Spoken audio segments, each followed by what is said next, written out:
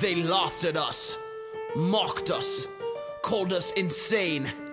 They called us retards, but what they did not know is we are indeed retards, proud retards. We are the artists, the Renaissance. We came to fight, and we shall win! Fuck the hedges, fuck the media, GME to the fucking moon. Sending my best regards to all my fellow artists and retards who hopped up in the rocket just hoping that they could see Mars. Flew past the moon in February and beat odds. Came back to Earth to refuel, it's time to see stars. Bots infiltrated the thread, tried to instill fear, but we like the stock a lot, that's why we're still here. My parents said sell it, my girl said sell it. I think they just jealous, I'm about to make a mill here. GME back from the dead, it's a poltergeist type of stock to pop 100% overnight. Robin Hood shut it down once, so now we going twice. Diamond hands holding so strong I almost broke the mic. If you dip, then we taking off without you. Buy the dip, saying fuck them if they doubt you. If you didn't learn already, you about to. Hedge funds about to lose some deep fucking value. Fuck Citadel, tell Melvin to go to hell. Paper hands putting on Iran and took the L. Bulls who turn bears, you scared, you shoulda held. We smooth brain, we don't even know how to sell. The SEC wanna send the whole gang to jail. Fuck it, we can throw them some tendies and make bail. And still have enough to cop a house in the hills for the wife's boyfriend and tats of Keith Gill. Due diligence, we know what's coming next. We making history, it's written in the text. It's legal, we don't give a shit about the threats. Only pump and dump we do is when we shitting at the sex. So all the apes who bout to peak, we ain't forget ya. Just hang tight, the rocket coming to get ya. This isn't about us getting richer. Power to the players, it's about the bigger picture. So tell the SEC, if they mess with GME, and if they mess with DFV, they're gonna have to deal with WSB. So tell the SEC, if they mess with GME, and if they mess with DFV, they're gonna have to deal with WSB. Retards, assume formation, hold strong. Look, we some smooth brain dudes who ain't got no intelligence. You're losing your own game to new age degenerates. The rules changed soon as they knew that it was imminent. There's blood in the water and we like the smell of it. Damn, used to buy high and sell low. Now they want my shares and I tell them hell no. Damn, people finna think I sell blow when I pull up in that matte black Lambo. Damn, tell the hedge fund CEOs I need my chicken tendies and a large fry to go. Damn, and if you don't know, now you know. You get wrecked if you disrespect the Wall Street bros. Instead of robbing the broken, helping the rich. Tell Vlad he can slob on the knob of my dick. Tell Ken Griffin and Plotkin I'm knocking they bitch. Can't see me like they rocking the Oculus Rift. So if you start to feel doubt, then bump this shit. If you thinking of selling out, then bump this shit. Cause we going to Valhalla in our rocket ship. When the Tenny man come, you can't stop this shit. No fear over here, we still golden. We like the stock, so we ain't never folded. He's still holding, and we still holding. He's still holding, and we still holding. If we sold right now, we make a fortune. But we about to get a bigger portion. Cause he's still holding, and we still holding. He's still holding, and we still holding. So tell the SEC, if they mess with GME, and if they mess with DFV, they gonna have to deal with WSB. So tell the SEC, if they mess with GME, and if they mess with DFV, they gonna have to deal with WSB. Hold tight, my fellow apes, for no one man shall conquer an army of apes with smooth brains and no fucks to give. To Valhalla, we ride. 10K is not a meme. 10K is the dream. I love you beautiful fucking retards. Keep pushing. GameStop. Big tune. I am a toaster. This is not financial advice.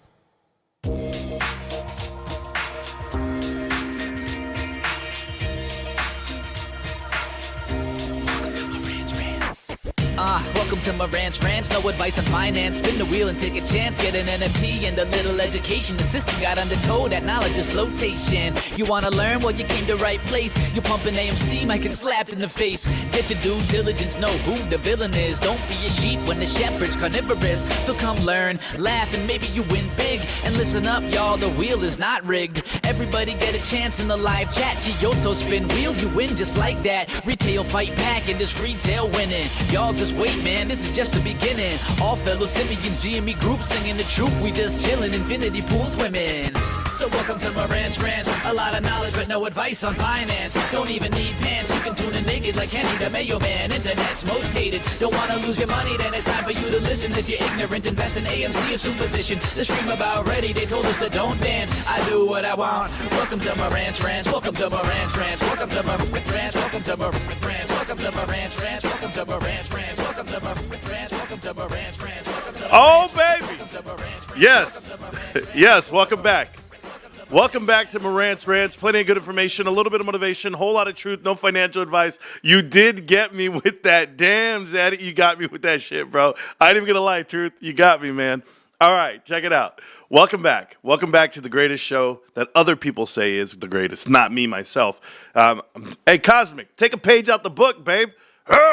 No, that's my boy. Hey, a lot of you guys are all my boys and girls. We do this real. This is GameStop earnings right now. Q1, it's in the books. We're coming to you. I'm going to give you a little bit of insight on how GameStop's actually going to come out with a great number and what they're doing to execute, right? It's all about execution on the timeline. We're going to talk about it. There are little things they do as a company when they execute and it comes out that way.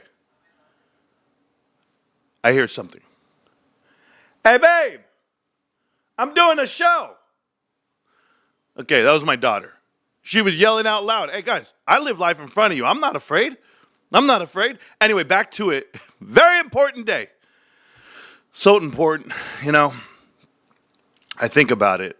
People are trying to figure out what's coming up next for GameStop. They're looking at the chart. Let's go look at the chart really quick. Check this out. Here you go. $29.96 a share.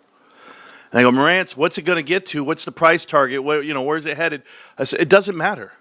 It doesn't matter. This is the start of what's to come. Remember when I told you about mountain peak after mountain peak after mountain peak for this company? Well, this is one of those times where there's these hurdles in life. You get over them, you get through them, and you keep going towards that finish line. This is a forever run for me. I know for a lot of you guys, some of you guys want to get in and out and take your money and run. You guys can. Go ahead. Institutions are going to ride with me. These convertible note holders are going to ride with me. Anyone who was buying offerings just this past year are going to ride with me. And that's okay. You don't have to be me. Everyone has their own risk tolerance. Everyone has their own agenda. But I will tell you this. I have not found a better investment in the last 4 years than GameStop. And I've looked. I've looked everywhere. You guys want to tell me NVIDIA? Go check out what happened with CoreWeave and Google and Amazon. And you guys name it. Everyone's cutting up their cap expenditures moving forward. They see a downturn. I've seen every distraction. Hey, can I do a special thing real quick before we even get this show going? I want to give this PSA, and this is a public service announcement. Be on the lookout, people. The United States Marine Corps is on its way to LA. They're probably already there. They're coming out of 29 stumps. Maybe you guys don't know what that is. That's 29 palms. For the rest of you cats that don't live in the world, that is the armpit of America. It is the hottest place in the world. It is 120 degrees during the summer. They've got nothing to do but to slap you kids around out there in LA. I saw someone in an interview go, oh, the raza, we're not worried about no military. Have you seen our community? No, bitch. You're not understanding. 700 Marines, a whole battalion deployed? You're kidding. You guys better know what's coming to you.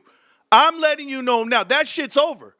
I bet you everybody starts walking straight with their hands in their pockets. No, I don't see it. No, we weren't mad. Nah, bro, we're not even tripping, dog. Why are you guys here? That's what it's going to be like right now in LA. I'm telling you now. Those dudes, are you kidding right now? That's 2.7. That's 2.7. If you guys don't know, when it comes to the Marines, these are the hardest motherfuckers in the world. All right, I'm an Army guy. I was in the Army. The first thing we tell you about the Marines, we go, those guys are idiots. Those guys just run into shit. Yeah, they really do. Don't do it. Don't do it. And the craziest part, like I go out to Palm Springs, right? I go out night clubbing, all that shit. When you see Marines, remember I told you I got hit in the face once. I beat the shit out of some guy, right? It was a Marine. It happened. But here's the thing. They're everywhere. And they ain't got shit to do. They don't. But I'm an Army guy, and I'm like, you know what? I'll pay respect where it's due. But you guys know the oath. And if you don't know the oath, you should know it.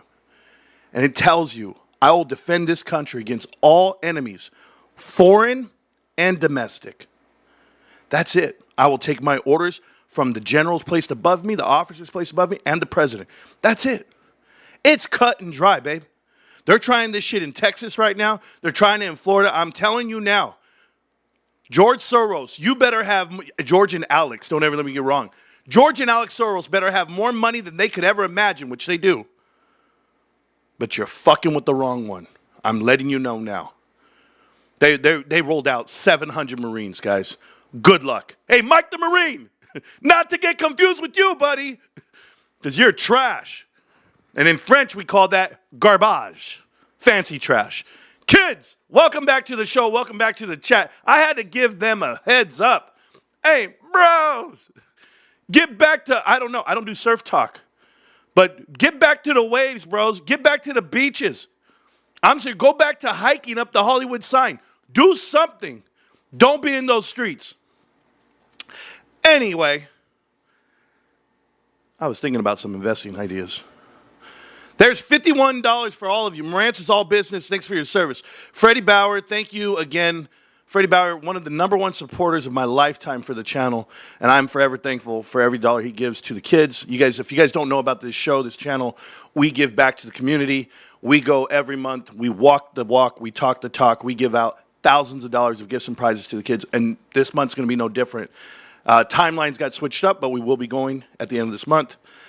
I've been talking out with the wife. I think we're going to be traveling. I know some of you guys want to see me and travel and do all this stuff, but I think we're going to be traveling. We're going to go to Temecula. I'm pretty sure we're going to Temecula and Murrieta area to do a giveaway. So that's the plan. I think it's for like next weekend, but nothing's etched in stone just yet. Okay? Plenty of kids will get their gifts. And when we say plenty of kids and gifts, and what are we talking about, guys? Just so that we're clear, we buy things from GameStop. I buy slabs, I buy product, whatever it may be, and there's donations coming from the channel. And we get these kids started on their collections. Whether it be Pokemon cards or anything, we're going to talk about that as well. Now let's talk earnings, let's talk GameStop, let's talk the real shit, okay?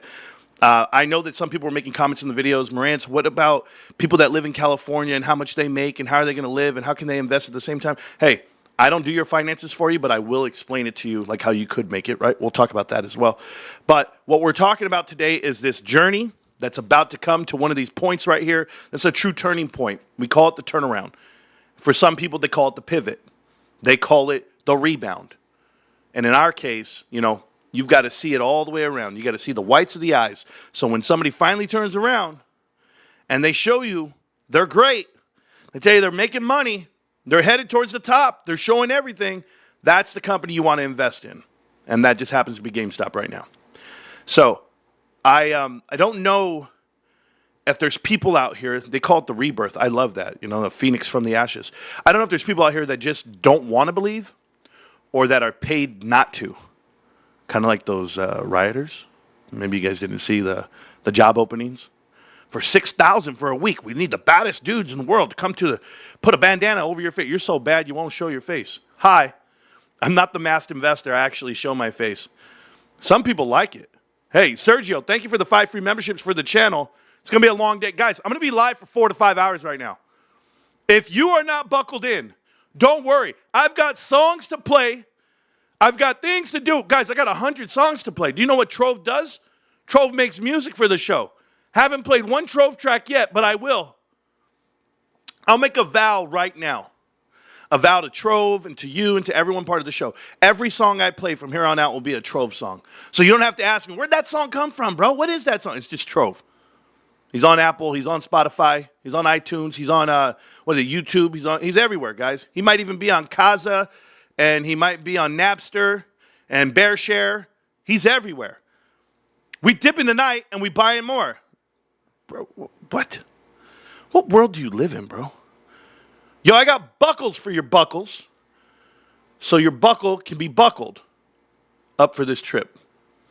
You know, I don't know if you guys actually read what you write before you write it.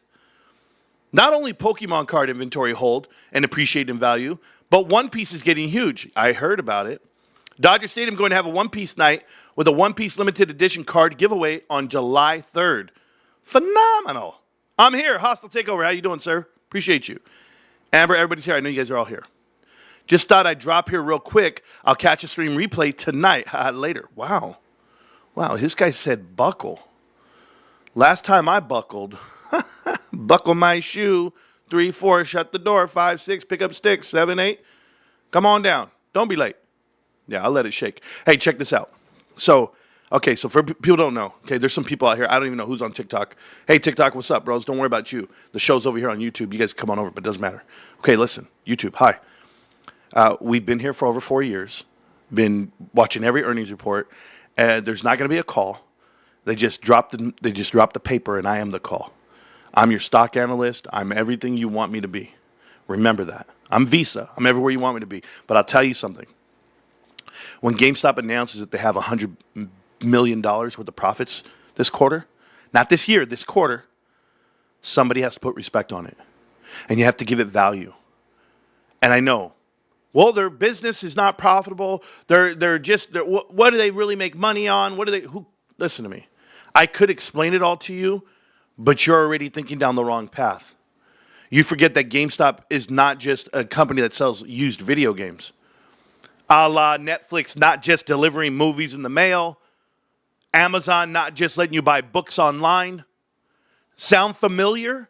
Good. GameStop is transitioning, and at this moment in time, they're going to show profits in the trailing 12 of near $250 million. Am I crazy? No. But for all you guys out there, all you accountants out there, that's called $250 million, a.k.a. $250 million. Get it right. Start putting value on it. On a float of potentially $500 million because of the senior convertible notes, I'll give you that part. But we're at $6.3 billion cash. Maybe 5. Let's just listen. Let's just wait. That's my funny man laugh. That's the, I always have that laugh where like you just don't care. You're like, it's so funny. No, because that's what like people do when they get around other people. They laugh at stupid shit. Like shit just comes out. They're like, you're like, what did he say? Was it even funny? That's how I feel about the whole meltdown. Guys, if you guys don't know about the meltdown, there's a website out there made and dedicated with 33,000 people. They're I don't even know, subscribe to it. It's a subreddit called GME Meltdown. When I first started YouTube, oh babe, they put me all over this shit. Marantz, the Moon Man, that's what they call me. They call me the Moon Man. I don't know why. Marantz, the janitor. They call me a janitor. I don't know why. Marantz, he doesn't know. He's delusional about GameStop, that terrible company that he's been buying that he has a cost average of $24. He's terrible. Hey, Meltdown. I made a song. Want to hear about it? Well, Trove made the song. Want to hear it? Here it go.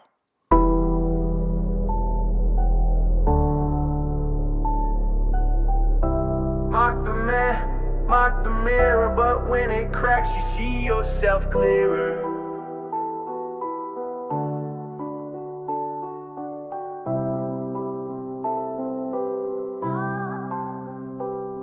Cultist, you scream from the thread, but your favorite picks, they're already dead.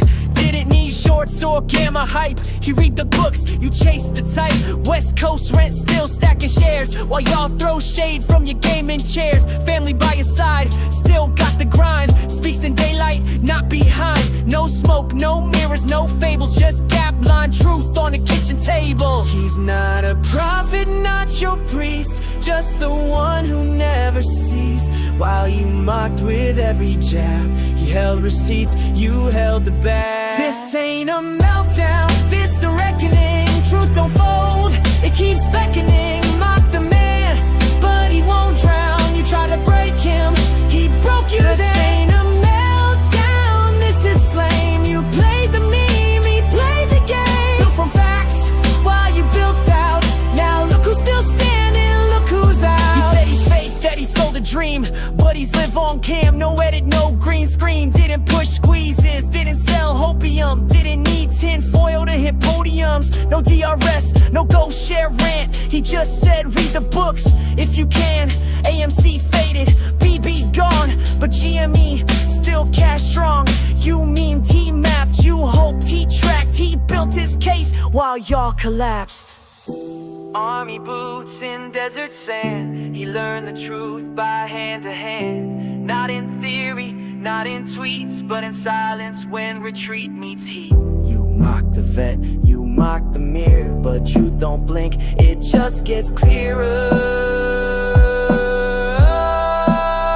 This ain't a meltdown, this a reckoning. Truth don't fold, it keeps beckoning. Mock the man, but he won't drown. You tried to break him, he broke you down. This ain't a meltdown, this is flame. You played the meme, he played the game. Built from facts while you built out. Now look who's still standing, look who's out. No myth, no meltdown, just Marantz, and the numbers don't lie. Yeah, the numbers don't lie. Welcome back. Welcome back to Marantz Rantz. Plenty of good information, a little bit of motivation, a whole lot of truth, no financial advice. Hey, Jimmy Meltdown, there's 50 of you guys online right now. Shocker. And right now, as I see my portfolio, pretty green. Pretty green. I'm up $5,300 on a $31,121 position on GameStop. So, for half of you guys that lost all your money in Bed Bath & Gone, AMC, Mullen Automotive, or any other terrible investment, I'm still here for you. Hey, by the way, I'm beating the SPY. Me, personally. So, I'd like to know how we've gotten it all right while you've gotten it all wrong. What was the issue here?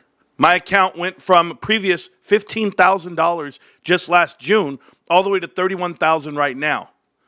I tell you I'm up 100%, but you wouldn't believe me. No, because you look at just a window in time. Don't worry, it gets better. You know what gets better? The website. Website of GameStop, just so that we're clear, looks phenomenal these days. I remember in the days of not having these colors, not having it run so well, not letting it load so well. This engine that it is phenomenal. This is a great website, and it has everything you want. As you scroll down, you're able to see everything you could ever want. I don't know what type of technology is built into here, what type of AI is built into here, but it's everything you want it to be at GameStop. Now, when we look at the trading cards, I had told you guys, the GameStop is breaking into eBay. You will not need eBay very soon. The perks of GameStop.com in selling graded collectibles are used and pre-owned. Does that sound familiar? Used and pre-owned video games, collectibles, right here in front of you, PSA graded cards. This whole website has taken the difficulty of shipping, of value. You have somewhere to go. Do you know when you make the hub, when you actually make the one-stop shop, I can buy them, I can sell them, I can trade them, I can grade them, all in one spot. 6,400. It says 6,399. Guys, that's 6,400 cards online right now. I remember a quarter, just 3 months ago, this only had 1,400 cards. 24 Pokemon cards at the time. Don't worry. GameStop's going to get recognized. It's going to be adopted. It's going to be the main thing moving forward, certainly for the trading card games, you know, and the way we see it. So I love that this is what they're doing. You know what else they're doing, guys? How they beat the trend? How execution comes into play? The execution of GameStop front-loading money. I don't think people know how this works, like in finance. So I'll explain in doing a P&L, right? We talked about this, profits and losses. You're going to go ahead and get in all your money, right? So people come up and they go, hey, how do you explain margin? Marantz, how can we get the cost of goods sold, COGS, how can we get that at a better rate and margin? There are a couple of things out there that would increase margin. One would be memberships to their rewards program. Another would be warranties, whenever they buy a warranty and they front load the money, or when they reserve consoles or video games, they put in a reserve for it, right? So if we're going to pre-order and we're going to sell subscriptions and we're going to sell all this, okay, that's all added value. Grading cards costs nothing. It's a service. That's added value in addition to selling product. But all of that hits the bottom line the same way. It's just dollars. Can I show you how you execute that on a timeline that helps your quarterly number? Let me show you. Okay, let's go look at this. This is GameStop's Instagram page. And right here it tells you, Nintendo Switch 2 pre-orders begin in store with the doors open April 24th. Guys, that was the last week of quarter one, the one that's reporting today. GameStop is so smart that they went ahead and released the pre-order 1 week into quarter one. What does that do? That gives you all the free money up front. Are you guys understanding? Any dollars. I don't care if they reserved it with 5, with 100, or paid in full, which a lot of people did. But this is just money to the bottom line and helping. You guys have to know how they did this with Pokemon cards as well.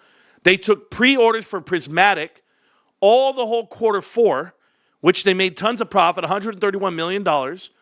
And what did they do? They get to swing the new one, Journey Together, and Destined Rivals pre-orders all in quarter one. It's all here with release dates and refilling the shelves, knowing that they're going to do it every 2 weeks on a Friday. People are going back for the restock, but you have to look at what's being released on Pokemon. You have to be looking at what's being released on consoles and games to understand the weight of it all. I'll give you this example. In 2023, guys, we'll go more to expansions. We'll go to 2021. In 2021, you had Pokemon here. They went ahead and released, let's see right here, 1, 2, 3, 4, 5, 6 releases. 1, 2, 3, 4, 5 releases in 2022. Terrible year in sales, wasn't it? Yeah. 1, 2, 3, 4, 5, 6 again on 2023. And now we have 1, 2, 3, 4, 5, 6 right now in 2024, and 1, 2, 3, 4, 5. So they're averaging 5 to 6 releases a year on Pokemon. It's the most sought after thing right now. You're in the thick of it right now. And it might carry all the way through because the dollars being spent are by us, the consumer, that is of age now. When we were children, we collected things. Sure, whether it be Pogs, Pokemon cards, and we played video games. But what's up and coming right now? We're teaching our children how to collect. There's apps that help you. There's video games that show you. And then there's breakers. The breakers. People love to watch you break open packs and see what they're getting. And then they get them shipped to them. I mean, it's nostalgic. And yes, it can be considered gambling to some people. They're spending all this money on packs. And they're hoping they hit something big. But guess what? GameStop gives you a way to create value. You could have all the cards in the world. You could go buy all the cards. What are they worth? Oh, that's worth this much. Really? To who? Who's going to pay it? GameStop's paying it. They're willing to buy them and sit on them, and they're sitting on 6,400 cards right now. And those 6,500, 6,400 cards they're going to be sitting on appreciate in value. They don't depreciate. You found the forever money glitch, and this is going to be, on your, what we like to call legacy. Right? You guys characterize GameStop as being this legacy business of selling video games and collectibles and consoles. That's fine. GameStop's a lot more than that. GameStop is a holding company. It's called GameStop Holdings Corporation. And people forget that. And what does that mean? There's plenty of holding companies out there, whether they would be Berkshire Hathaway, but you can go Johnson & Johnson. There's other companies out there that hold other companies. And what do? They create a moat around their company. They can't be penetrated. When you own the logistics, And I'll explain that in a minute, but when you own the logistics, when you own private label like this, where it's branded GameStop, I know that there's Kirkland, I know there's President's Choice, I know there's other private labels out there that push the dollar. But GameStop has done that. They've taken and slapped theirs on privately priced products. I mean, you guys got to think about it. I used to go into GameStop and I could find 10 different headsets. Now I find 3. And I'm happy to buy the GameStop one because I know the margins are there for them. Not only are the margins there, the delivery's there. We're not having supply chain shortage issues. We're not having this difficulty of pricing and how it's going to get shipped and why it's going to get shipped and the allotment of it per store, per this. GameStop has this omni-channel marketing and inventory control that is so transparent. You could get on your phone right now and figure out how many of something GameStop has at any given time. You know, back in the day, it used to be a thing where you'd be secretive. I don't want to tell you how many I have and what the cost is. You got to come to the store and see it. GameStop says, stay home. Stay home and order it online. We'll ship it to you. Because we have 2,900 stores that we can ship it from. 2,300 in the States. 2,325 to be exact. So we have 2,300 little hubs that we can ship out everything from. We don't need fulfillment centers. We don't need, what do? We got rid of them. We got rid of 2 big fulfillment centers. We got rid of them because they figured it out. They said, hold on, I've got this little product and I've got to get it to you. That's it. It's not dog food. It's not water. There are these little things that I could ship in parcels. I can do it in the mail and it's yours for pennies. It doesn't cost much to ship a PSA graded card. It doesn't cost much to store a PSA graded card. That's the best part about it. I love everything they're doing. This is the pivot. This is the real turnaround for GameStop. And it's going to be announced today. I have not been paying attention to the chat, so I apologize, guys. Let's see. Wall Street is projecting 4 cents per share. Marantz, what do you think is your projection? I already came out with the number. I said it. Well, I've been saying 100 million, right? So 100 million is probably going to be around 17 cents. Well, let me think. So 4 cents gives you $17, 17 million. So then 34 million would be 8 cents. So then you can double that. You'd be 672.68 for 16 cents. So I'm thinking another 32 on top of that. So yeah, I'm going to go with 4 times 8. I would tell you they're going to be somewhere near ballparking 20 cents. I like 20 cents. I do. 5 times 17 is what? Is 70. So yeah, they're going to be higher than that then maybe. Oh yeah, who knows? They're going to be high. They're going to be really high. So thank you. Jay Kerwin, appreciate you, bro. Thank you so much. Moon Man, because they're behind you and trying to keep up. I don't know, man. They just can't get it. This ain't a meltdown, it's a reckoning. Correct. All these years watching earnings with Marantz for the past 22 earnings, I've seen him getting more zen. Tonight, he is at peace. When you know, you know. Here's to another 22, pal. I appreciate that, brother. I really do. You guys know that when we first started watching this, I used to get emotional, like on a letdown. I used to be like, man, what just happened? They announced a terrible number. They had like a terrible number 1 earnings. And I couldn't figure it out, but I didn't understand what I do today. And that's why I call the show Soap. You know, understanding your investment is a cleansing of the soul. It really cleans you out. It really helps you understand, and then you're just a better investor. You're a more formed investor. Guys, SOAP it stands for the sum of all parts. Okay? So when you give value to a company, you give value to an investment, you have to understand they're 2 different things. The company and the stock are 2 different things. You have to detach them from each other. And a lot of people like to tie them together, but they're not correlated because one can be manipulated while the other one is not. And I'm not saying that the company can't be manipulated, but it definitely can if it's infiltrated. But I've managed to find a way to investigate and find out who are the good guys, who are the bad guys, and they all wear the same cloth, the bad guys. So once you figure that part out, then you understand your investment. And that's what this show has done for years, is we've broken down all the board of directors across America. Where do they come from? What do they actually represent? And why do they keep getting rehired when they bankrupt companies? That's been a big thing for me.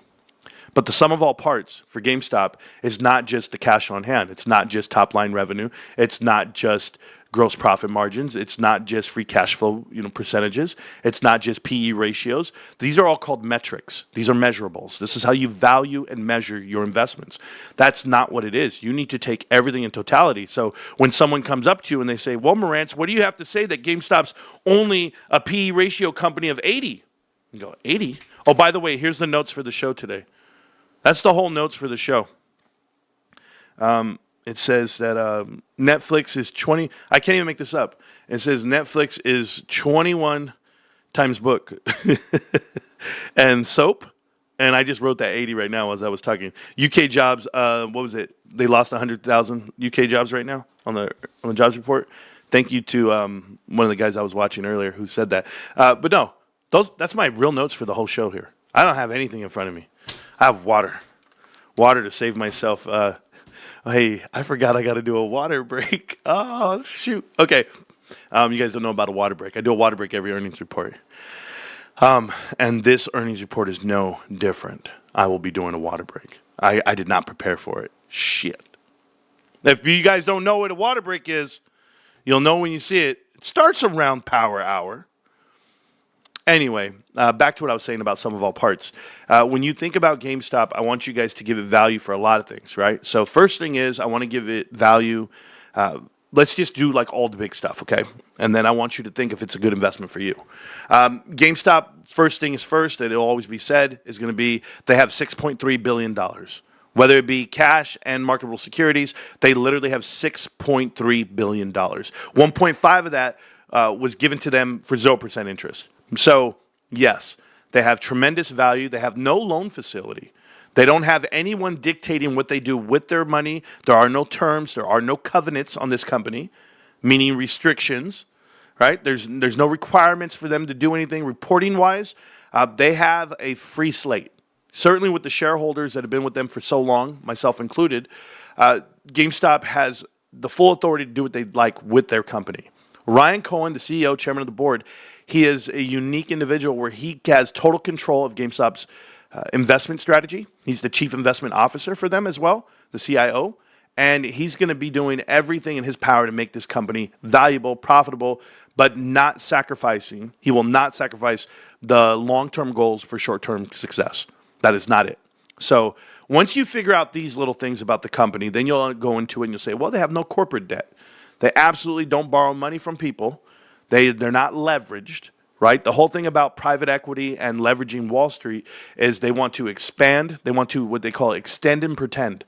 They want to extend every asset, every coffer, every borrowing, and then pretend like it's going to be okay when they know they can't pay it back, a la Kohl's, Bed Bath & Beyond, Big Lots, other companies that have run this game. And we've been following them for years, and we explain it when it's happening. We tell you, hey, guys, it's not a good investment to make once you understand what GameStop is, right? The whole balance sheet of it. So you'll have the other aspects of this, the sum of all parts would be, for GameStop, would be their leadership, right? It's the first thing you look at whenever you look at a company. I know a lot of you guys like to look at tickers and charts, and if you notice, I have not even really brought up the tickers today. I'm not looking at candles. That's not how you invest into a company. The chart is not going to tell me who's the CEO, who's the CFO, who's the board of directors, and what direction they're going. That's not going to be it. I have to know the people who are going to manage my investment, my money. And when you can trust those people with your money, well, then you can trust Ryan Cohen and GameStop. You will not trust Adam Aron and AMC. You will not trust David Mitri and Mullen Automotive. You will not trust Sue Gove and Bed Bath & Beyond. And if you can't name board of directors for the companies you're invested in, then you shouldn't be invested, my honest opinion.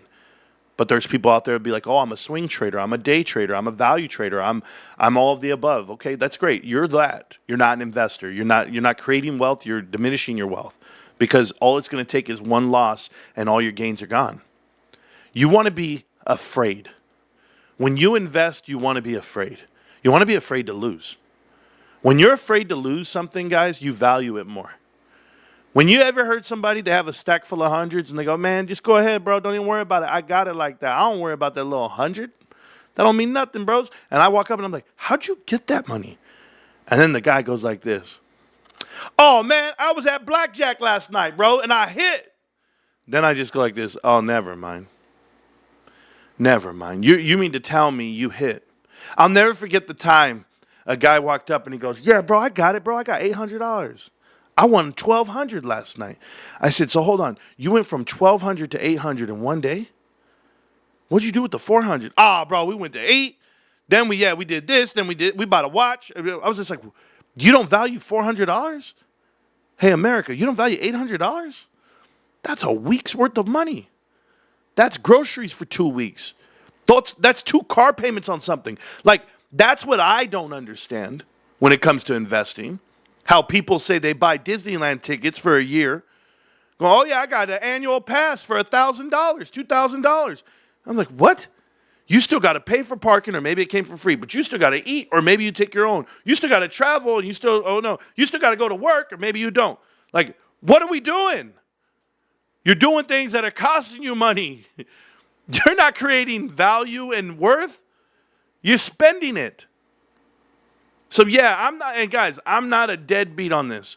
Ask my wife. I bought her a heated blanket. That's the best I got, babe. But I'll give you the life. I'll give you the life that everybody thinks they have, that they have it on Instagram. I'll do everything I can, mama. I'll invest my money. I will sit tight. I will be disciplined because I've lost before. And I'm afraid to lose it. Who's texting me telling me they broke their thumb? What in the world?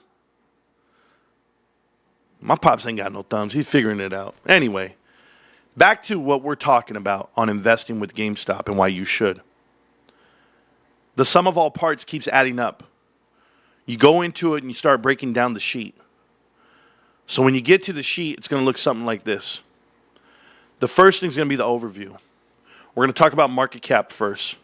GameStop market cap is $13.4 billion as of this moment. And $13.5 billion means they're a mid-cap company, meaning they're beyond $3 billion. They're all the way up to $17, $20 billion. They're looking okay. And being a mid-cap company, you're on the verge of getting to the S&P 500, or you've stalled out. This is as far as you're ever going to get. But mid-cap companies like GameStop, where they actually have revenue of over $3 billion, they actually have net income of 131, which I think will flip, by the way. We're going to flip that another 130 today. Understand that if GameStop comes in at $70 million profit, no, it's not even that, because they lost 32 last year, the same quarter.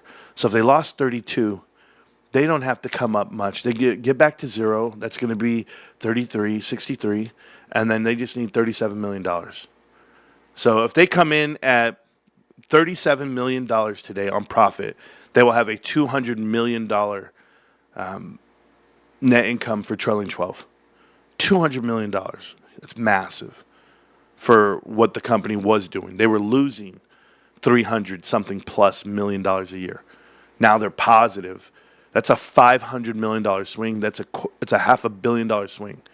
That's massive. But all they need is around 37 million. I'm doing the math in my head right now. So they need $37 million positive on profits. So if they get $37 million, which is easy, I mean, what the hell? That's going to be what? 17 plus 7. So yeah, all they need is 9 cents a share. Oh, they're going to blow it out the water. Oh, I'm not even worried about it. There we go. So 9 cents plus, it gets added to that number. So we're going to go up to 42 cents over here. And you're going to take away the negative. So let me go look at that really quick. What was the quarterly on that? Watch this. I'm just curious. I just stopped myself like mid-talk. So 33 cents right here. Look at this. So we're 33 cents for the year, but what people don't know is you go to the quarterly, right? Watch this.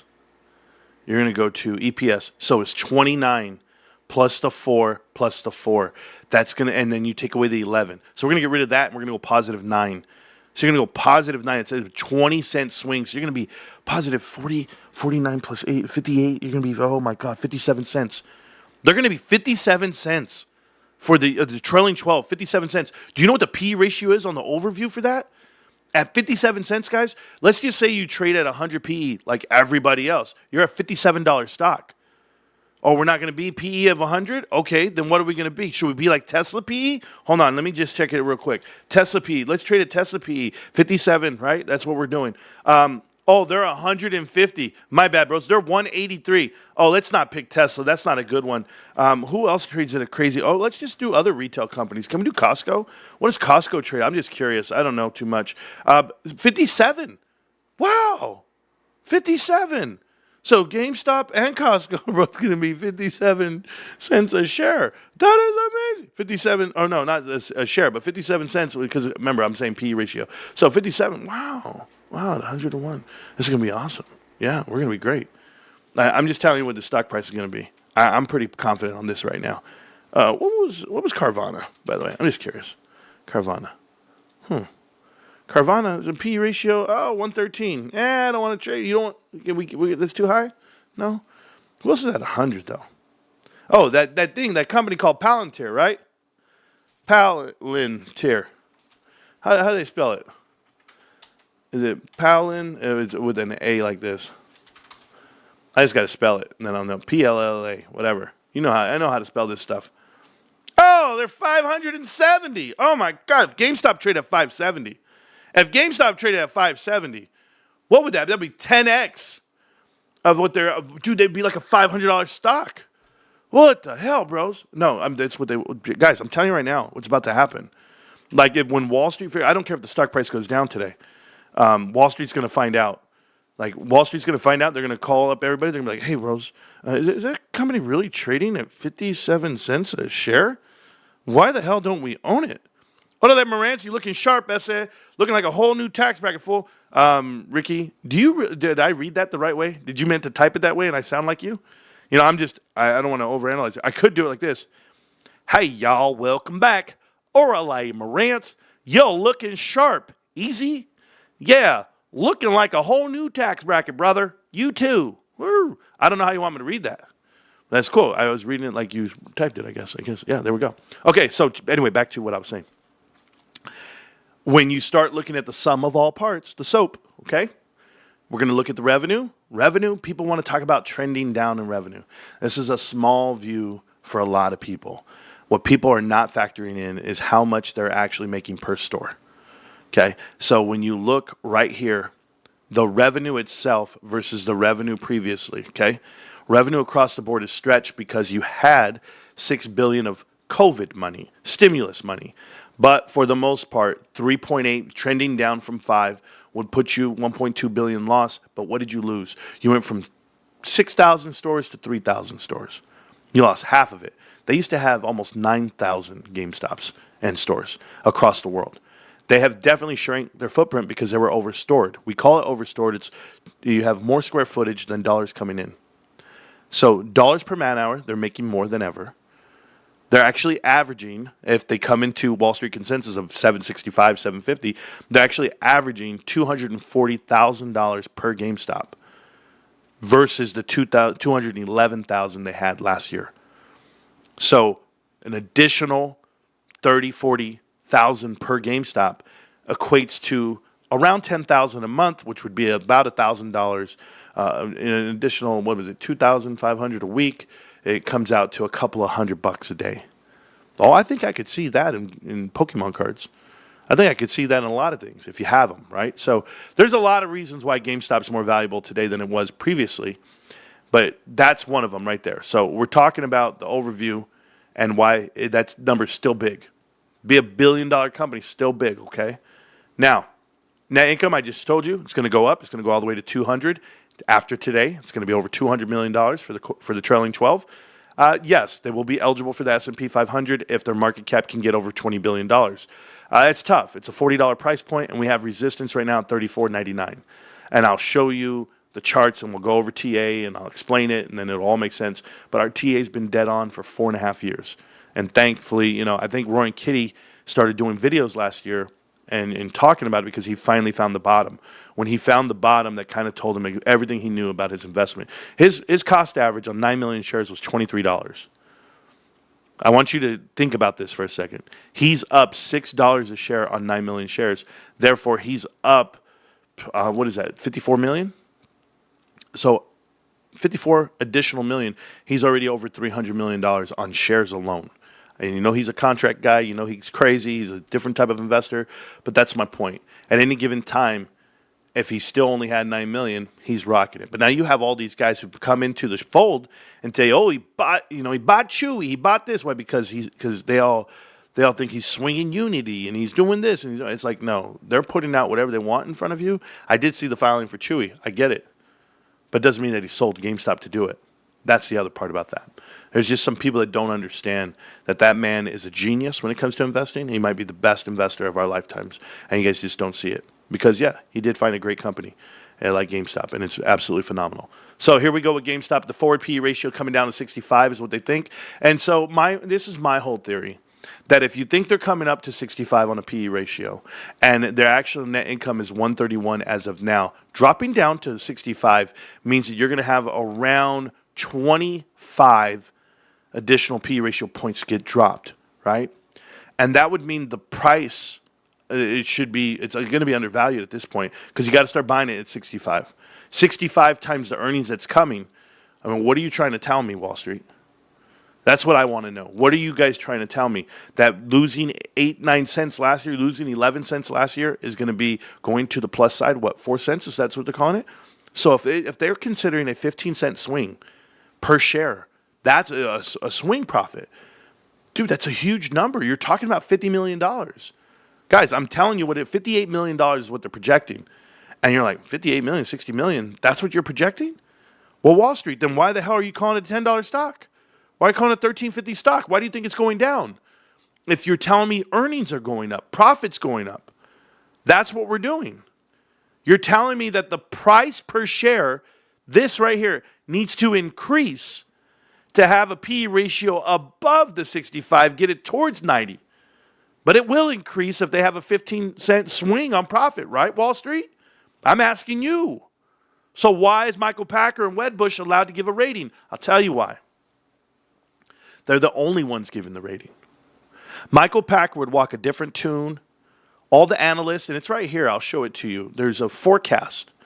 Forecast for the stock itself is $10 coming all the way down here. June 2026 is what they're agreeing to.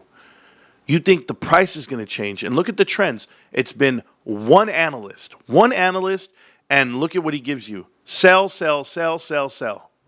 Every quarter, every announcement, Michael Packer gives you the same, maintains. The only time, and remember, he was $6 before on last year. Why'd he come up? Because GameStop came up. GameStop's cash came up. He can't give any more. We'll keep going. Watch this. Michael Packer. You go Edward Wu, Ascendant Capital. Guys, Edward Wu used to work at Wedbush with Michael Packer. So, of course, he doubled down and helped him out back in 2021. You know, the heyday of this all. Yeah, let's give him something. Let's give him a strong sell. If you need your buddy to give you one as well. But I'll tell you something else, Michael. You come out here and you tell us what it's worth and what it's not. And then we look at value, and you're looking at this right here. EPS this year of 46 cents. So how the hell is it $10? Because if it were $10, just so that we're clear, that would be a P ratio of 20. Do you know who would buy it? Everybody. Everybody. And you're completely wrong with this number, by the way. It's going to go a lot higher than this, and we're going to talk about it. I know somebody asked me about the new accounting rules, and if we've talked about them here, yes, I've talked about them. I'm sorry if I'm not reading the super chats, guys. I'm going, right? This is what the show is. I just go. Now, I did a video last week, about all of this. And I don't know why things get suppressed, and I don't care. I don't fight the battles of YouTube and Twitter and why people get noticed or why they don't. I've been doing this so long. There's not a YouTuber longer than me. So I don't know why I even care to battle them with this info. I will tell you this. Been here long enough to know the bullshit when I see it. And right now, the whole world, I'm calling bullshit on you guys. I called it when AMC was pumping in 2021. I'm calling it right now with GameStop saying stagnant at 29.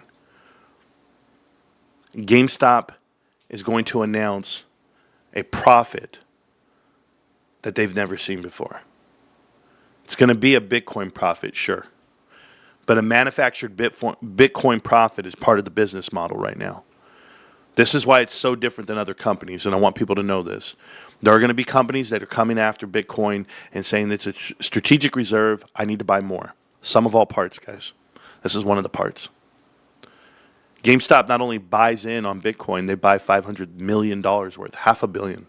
If they did that buy a year ago, if they did that buy at any time in their whole lifetime of the company, I don't care about the profits of it.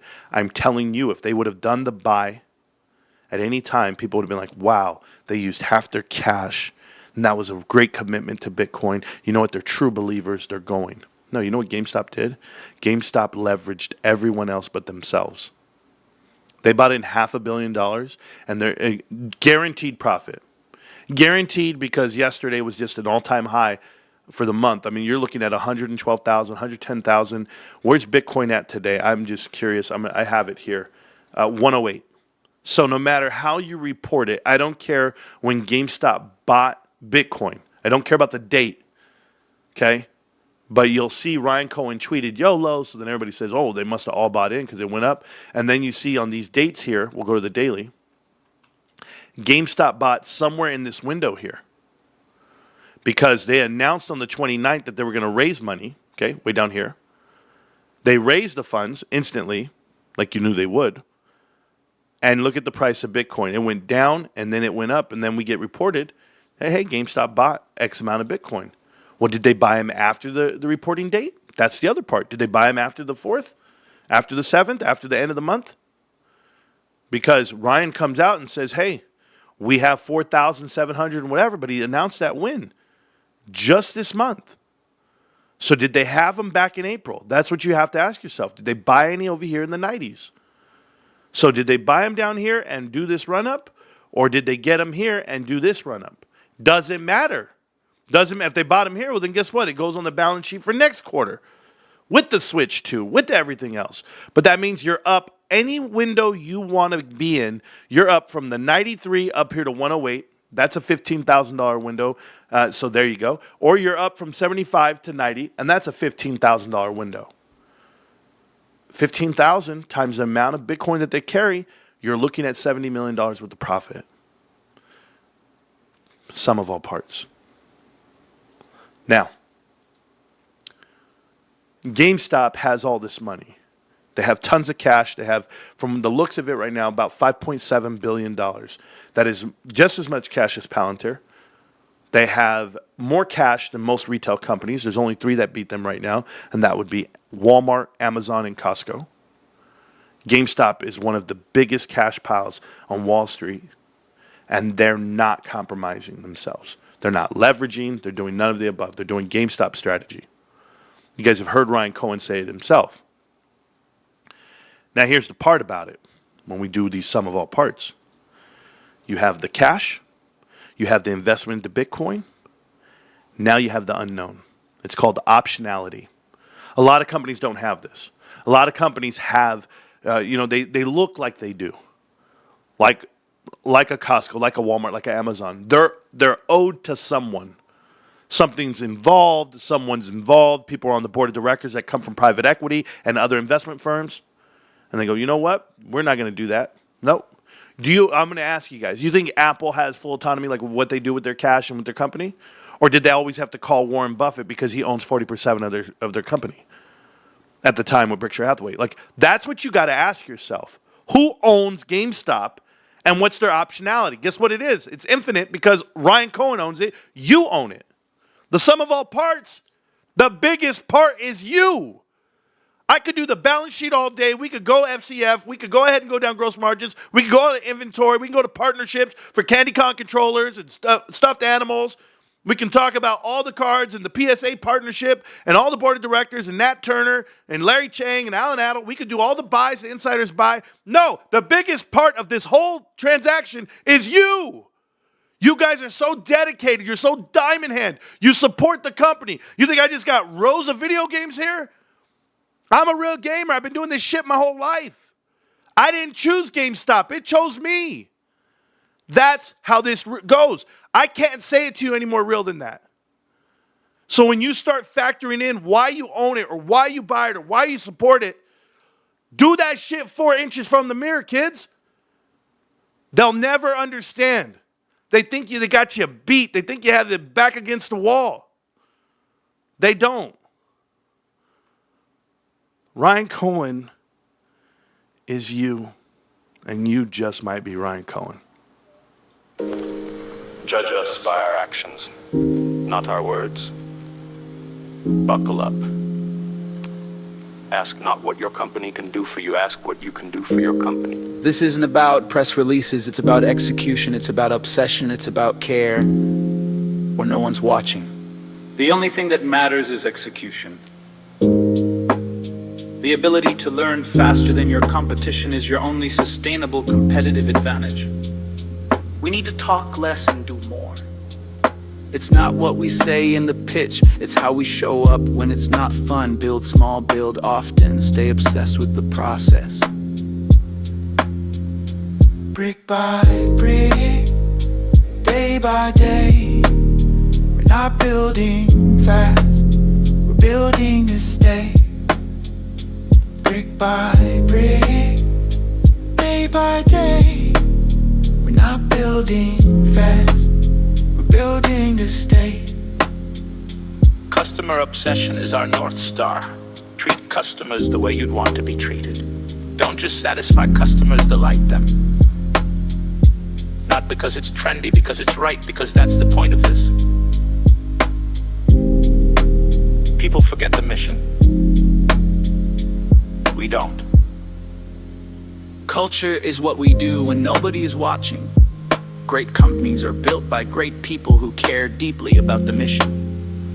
Building long-term value requires patience and conviction. No shortcuts, no pretending. We build like it matters, because it does. Brick by brick, no show, just flow. They won't see us coming until it's done. Brick by brick, no show, just flow. They won't see us coming until it's done. Small steps every day lead to big changes every year. Brick by brick, your reputation is built over decades and can be lost in minutes. Innovation isn't just about technology, it's about reimagining the entire customer experience. Change is the only constant, adapt or become irrelevant. Success is not just about what you achieve, but how you achieve it. We know who we are, we don't bluff, we execute, we endure. The market rewards companies that consistently execute and deliver value. We don't cut corners, we don't chase hype, we just build, and we're not done yet.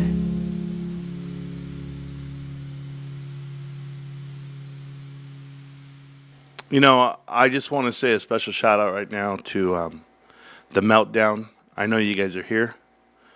I know because I can feel your presence. And typing in the chat, asking me, where's the helmet? You're going to the moon today, aren't you, Marantz? All that stuff. You know, you guys don't worry about me. You guys don't worry about where I'm going. There's more to this story than just what you see. For a lot of you that have been here for a long time, you guys know the whole battle. For me personally, with GameStop, with people believing in your platform, believing in the channel. And I'll tell you something. Meltdown. You know? Meltdown. Something I'll never do. I'll never melt down. I'll never give in. I'll never give up.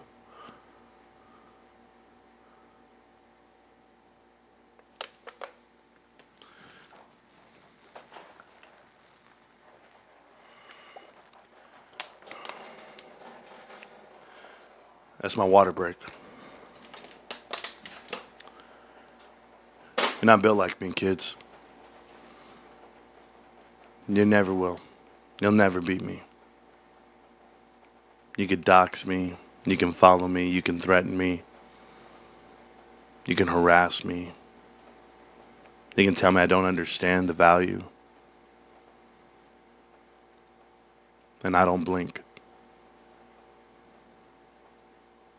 Imagine waking up every day and your job is to hate on someone for being positive, for investing, for learning, for teaching.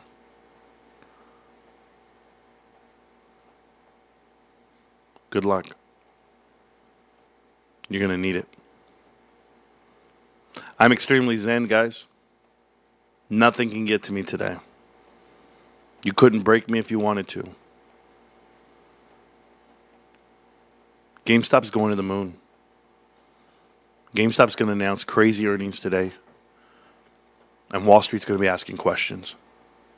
They're going to be asking questions like, how did you know? How did you come up with $100 million? How did you come up with $70 million? How did you come up with gains? Because you know the other part of the sum of all parts? Hey, Dad. How you doing? Love you, man. I'll stop the whole show for you. Dad, you inspire me to keep waking up, man. Keep grinding, so I love you. And I hope I make you proud today. You know, GameStop's going to make it. And they're going to come out with a huge number. And Wall Street's going to start typing up, and they're going to start looking for you, and they're going to start saying, how did you know? How did you know? Who told you? Your folks, your family, your friends are going to be like, hey, weren't you the GameStop guy? I just saw it on the news. That starts today. That starts right now. Watch the chart all you want, guys. Get excited about the damn stock. I know I play mellow songs. I know I let you know what's coming your way. But we've got a long show ahead of us. And I can't let these guys get the best of me. But I read the chat. I read some comments, some idiots out there. But the truth is, bros, I'm going to tell you the truth right now, Meltdown. I'm going to tell you the truth, all you naysayers, all you haters in the chat, too. You know why you guys will never win? Like, never, ever. True story, my pops. My dad was 21 years old with 4 kids and an idea. He was going to be a carpenter and a DJ. Carpenter during the night, carpenter during the day, DJ at night. He's never going to miss work. He was never going to take a day off. He was going to provide. I said, hey, I'm never going to miss a day of work. I'm never going to take a day off. I'm going to provide. In 13 years, I don't call out. After I had a conversation with my dad when I was 29, he said, are you done fucking around? I said, yeah, I'm done, Pops. What's up? He said, all right then, get the next one and go for it. And he was talking about jobs. Pops, these guys are never going to break me. And I think you know that. We'll start the show back up in a minute. I got to go dry off. Let's go. I will speak briefly. My father always told me, talk is cheap. Actions speak louder than words. My responsibility is making sure GameStop is run by managers who treat company money like their own. In corporate America, the people in charge, the professional directors, and management teams are not aligned with shareholders. They're always the recipient of stock grants. How will they really purchase company shares with their own savings? There's a big difference between risk-free compensation for showing up and putting a meaningful amount of your own money at risk. As a result, money is wasted, work is delegated, and a lot of time is spent managing short-term expectations and pandering to Wall Street. I like people who roll up their sleeves and do real work, people guided by principles, not robots who seek to rest. Invest. In corporate America, there's no shortage of overpaid executives, bad capital allocation, chronic waste, and serial delegators. As much as this behavior is both predictable and reprehensible, it is precisely precisely what creates opportunity. They rest, we invest. They burn, we build. They're paid to show, but we bleed for real. No grants, no perks, just sweat and steel. We hold the line, they sign the deal. Thank you for being a shareholder.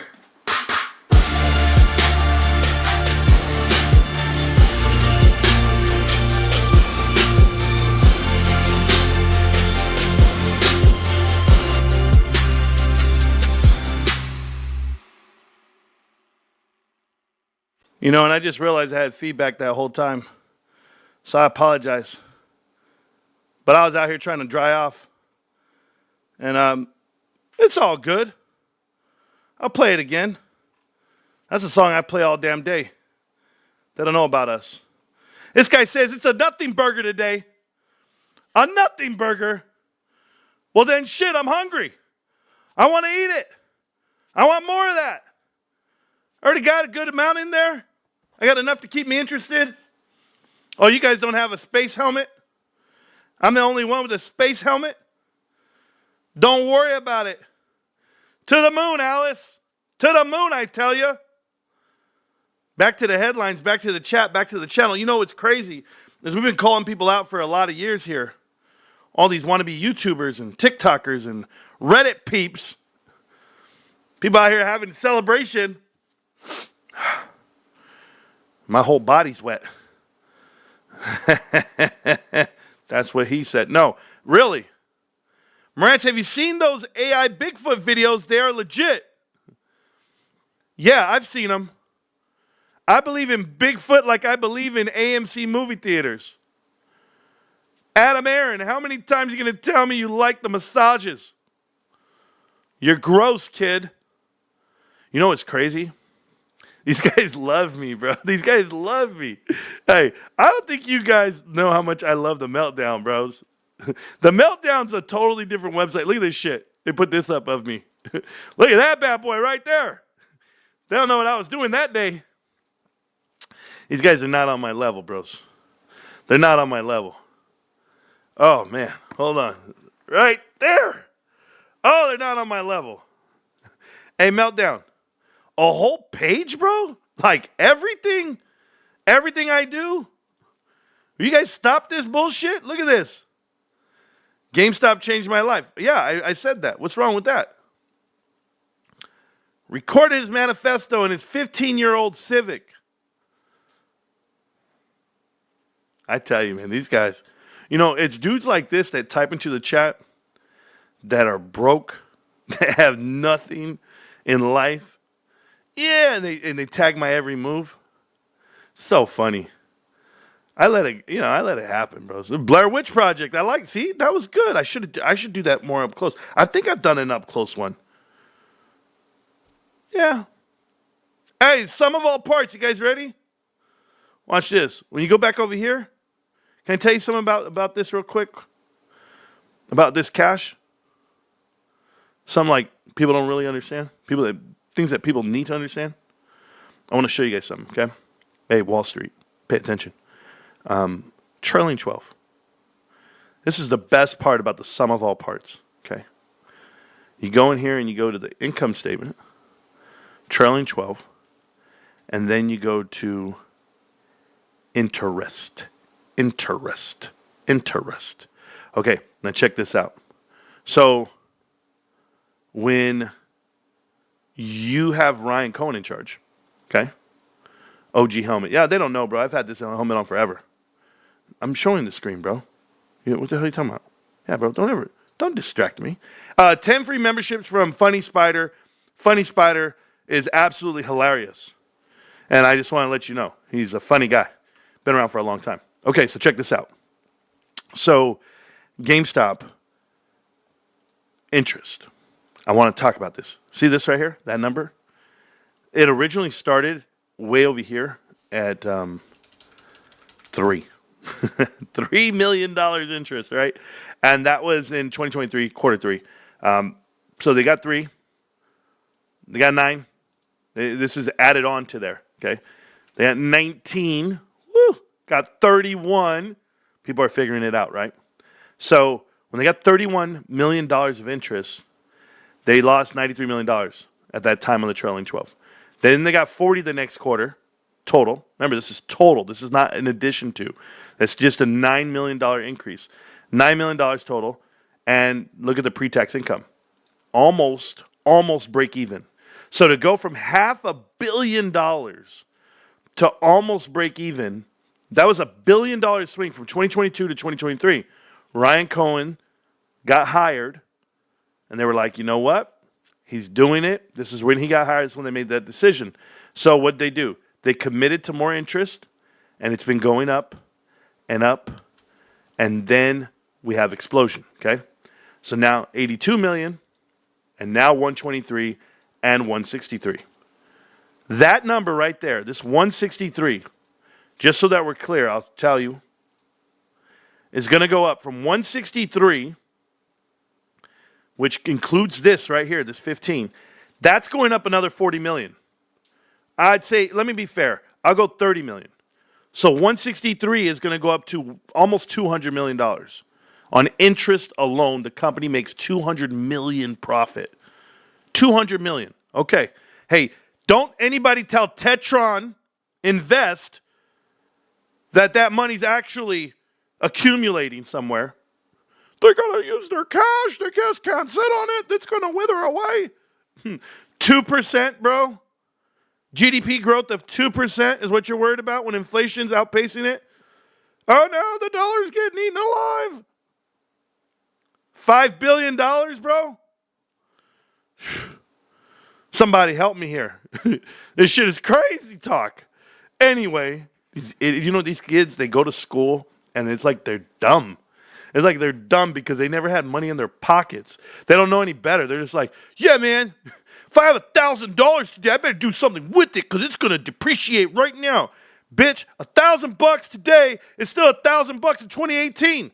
I promise you. Oh, wait, things got more expensive, Marantz. You know what didn't get more expensive, Tetron?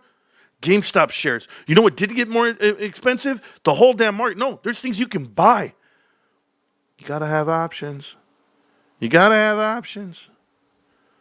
Hey, I still know a girl who likes a bouquet full of roses. She'll still be with you. You ever ask yourself how much GameStop paid for a PSA partnership? They found a mate. They found a dancing partner to enhance their business. What did they pay for it? Nothing. Maybe some iPads and some training modules and got to train some people. Yeah, it costs you some money. I know nothing's free. Not everything is that way. Yeah, we're winning. We're winning. $6 billion and 4,710 Bitcoin is game changing. You know, game changes the interest. It's going to go up because you have $6 billion now, right? So when you look at this right here, just so that we're clear, you look at these interest numbers. These are interest numbers off of having $4 billion. $4 billion. A little bit less than, right? Because they sold 500 million more shares. So you're going to go ahead, or 400 million more dollars they got? I can't remember. But, so right here, you're going to increase that one. This one still has to increase an additional 15 million. So you're going to come up 45 million more dollars. I'm just telling you. 45 million more dollars at a minimum on interest, and you were already at 160. So now you're at $200+ million on interest. Now, when your company operationally is profitable, $76 million operating income. Hold on, am I wrong on this, guys? I gotta ask myself. Hold on, let me see. There's 50 there, 50 there. Okay. There's 76 million here. Hold on. Am I missing something? Okay, so that's 0. And that's positive. I might have missed something. Did I miss something? Okay, cool. I'm just checking. I was checking. So, you mean to tell me GameStop's going to make operationally $100 million, and they're going to make another $200 million just off of interest, and that's $300 million, right? Then they're going to make, don't tell anybody, another $200 million off of Bitcoin. That's going to be $500 million, Marantz. So you mean to tell me profits are going to be $500 million this year, and they have 500 million shares, and they have $6 billion of cash. Okay, let's do the math together. I'm not really good at math. That means $1 per share. So if they're going to trade at $30, cats, it's 30 on a PE ratio. Everybody in the world would buy it. But the other parts is everybody converts. Everybody wants. The senior notes get converted. Everybody wants these shares at an elevated price because they all bought in at 30 below, right? Yeah, I know you think 5 below, 30 below. They all bought in. Everybody. Cost average is crazy. Everybody's low. So, hold on. GameStop has a market cap, 500 million shares at what, 40? Maybe $50? Oh, let's go 50. Let's just go $1, and then you go 50. So then maybe a 50 to 1 on PE ratio, which would be better than every retail company I just showed you. So they're going to do 50, right? So what would be 50 times the 500 million? What, would that be like $25 billion with the market cap? Hold on. So we got $25 billion market cap. It's like an onion, bros. It's really tight. It's thick. It's got layers. So this cake has layers, people. So not only does it have the $6 billion, not only does it make $500 million in cash or in profits, but Marantz, the top line revenue is coming down. Fuck, you pay me. Doesn't matter. Doesn't matter. Because when the revenue goes up, listen, kids, there's a Switch 2 out there that's producing games every week, every month. The console's there, the controllers are there, the foot traffic's there. It creates the up. Now I have a reason to be in the building, not just Pokemon, not just PlayStation 5s and Xboxes. Now I have another one. Now here we go. You ever been in a company that has a console recycle? A new, fresh product that everybody wants, they can't get enough of? Keep watching. I'm going to be here for it. Keep watching. I'm going to be here for it. GameStop's going to the S&P 500. And when GameStop gets to the S&P 500, we're now going to have this conversation about naked shorting, shorts, you name it. Let's have this conversation. And welcome back, people. We're about to fly. People are about to figure out all the math. Did you account for the Canadian sales? Absolutely. But that doesn't show up on a balance sheet, and that doesn't, well, shows up on a balance sheet, but it doesn't show up on your income statement. We were going over income statement. If you sold all your buildings, whatever may be, your assets themselves, that'll show up on a balance sheet, but it's going to go over as cash on free cash flow, right? So they go ahead and sell all their operations in Ireland. They sold the bulk of them in Europe, the whole other side of it, which would be like Italy. They also sold Germany stores, or if they had any, I don't remember, but they've sold a lot of stuff. They had a lot of stores sold. In Europe, they used to have 700, 800 stores. They only have 300 now. So selling off Canada as well really helps them. They have 3,010 stores, guys, right now that I've tracked. They used to have 4,126 just, a year ago? So they cut off 1,100 stores. They're making more profit. I don't have enough shares. Nobody does.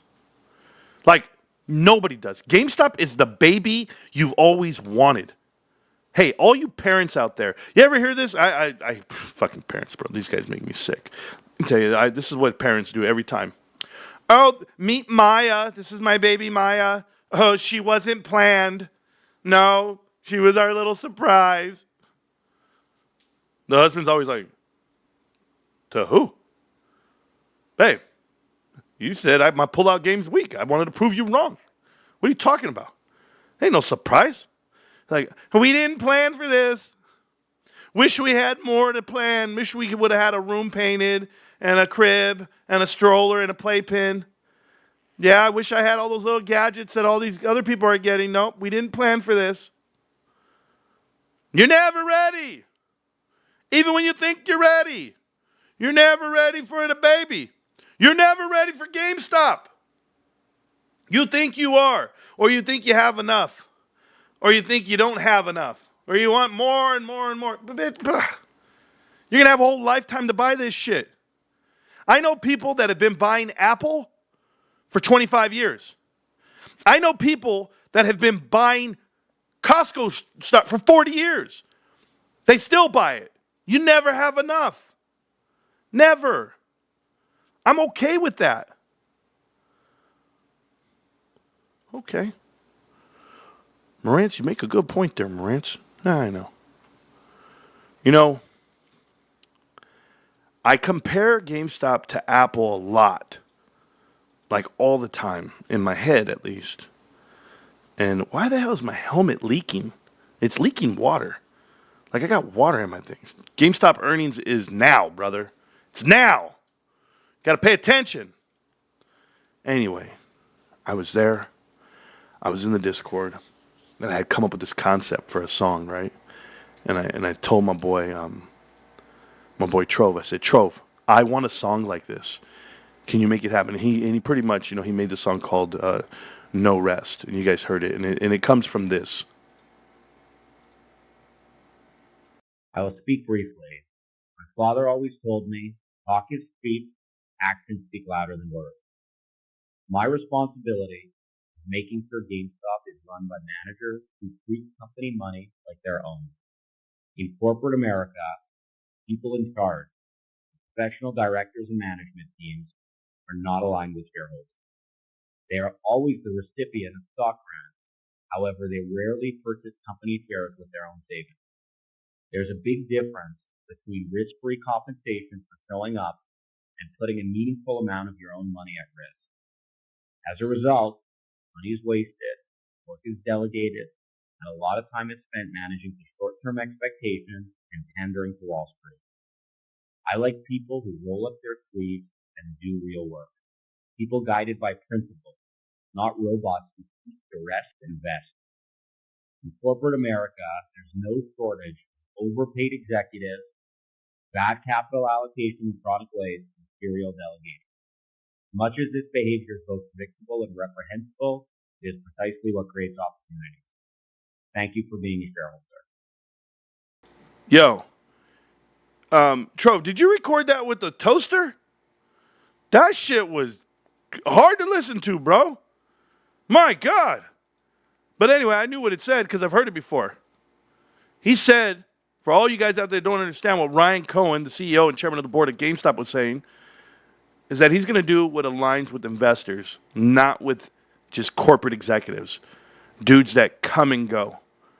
Literally everyone that's been on the C-suite at GameStop in the past had been at multiple companies that failed, and they were trying to bankrupt them, making the worst decisions ever. That's what Connect the Dots is, and I won't even go that far, but I will tell you this. There was a company out there called Apple years ago, and Apple was trying to reinvent themselves. Apple was trying to have a turnaround success because everyone around them was thriving.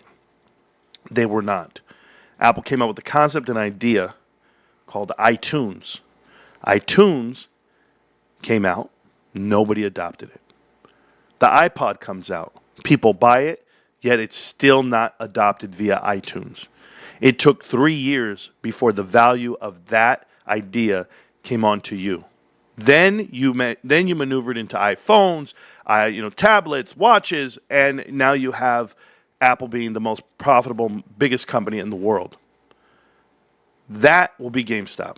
I know it's hard for people to understand the concept, but you have to understand the leadership. The mindset's the same.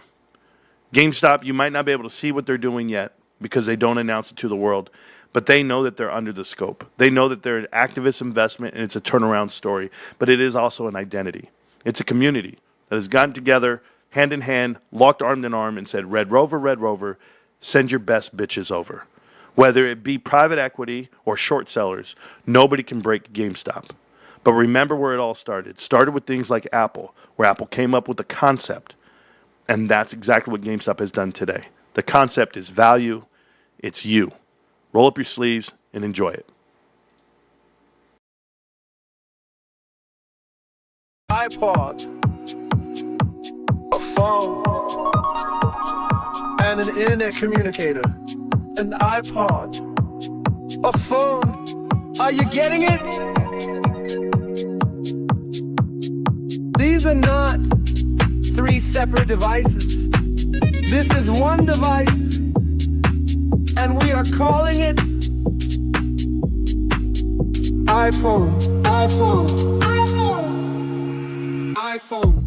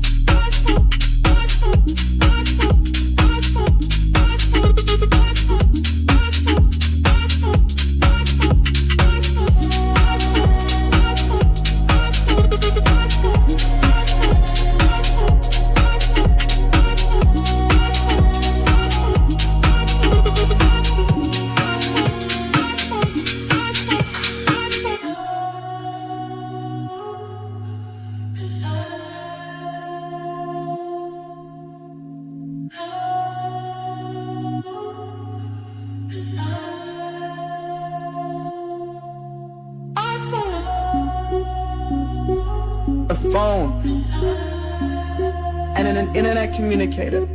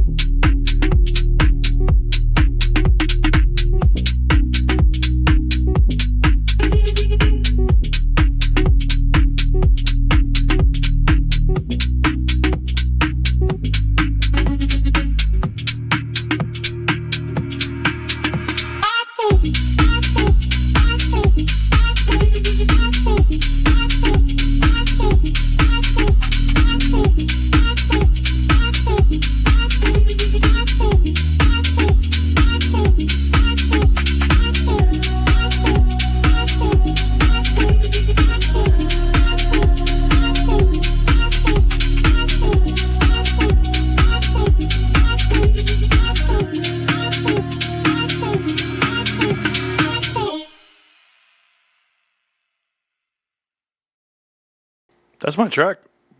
That's it. I like that song. I be grooving.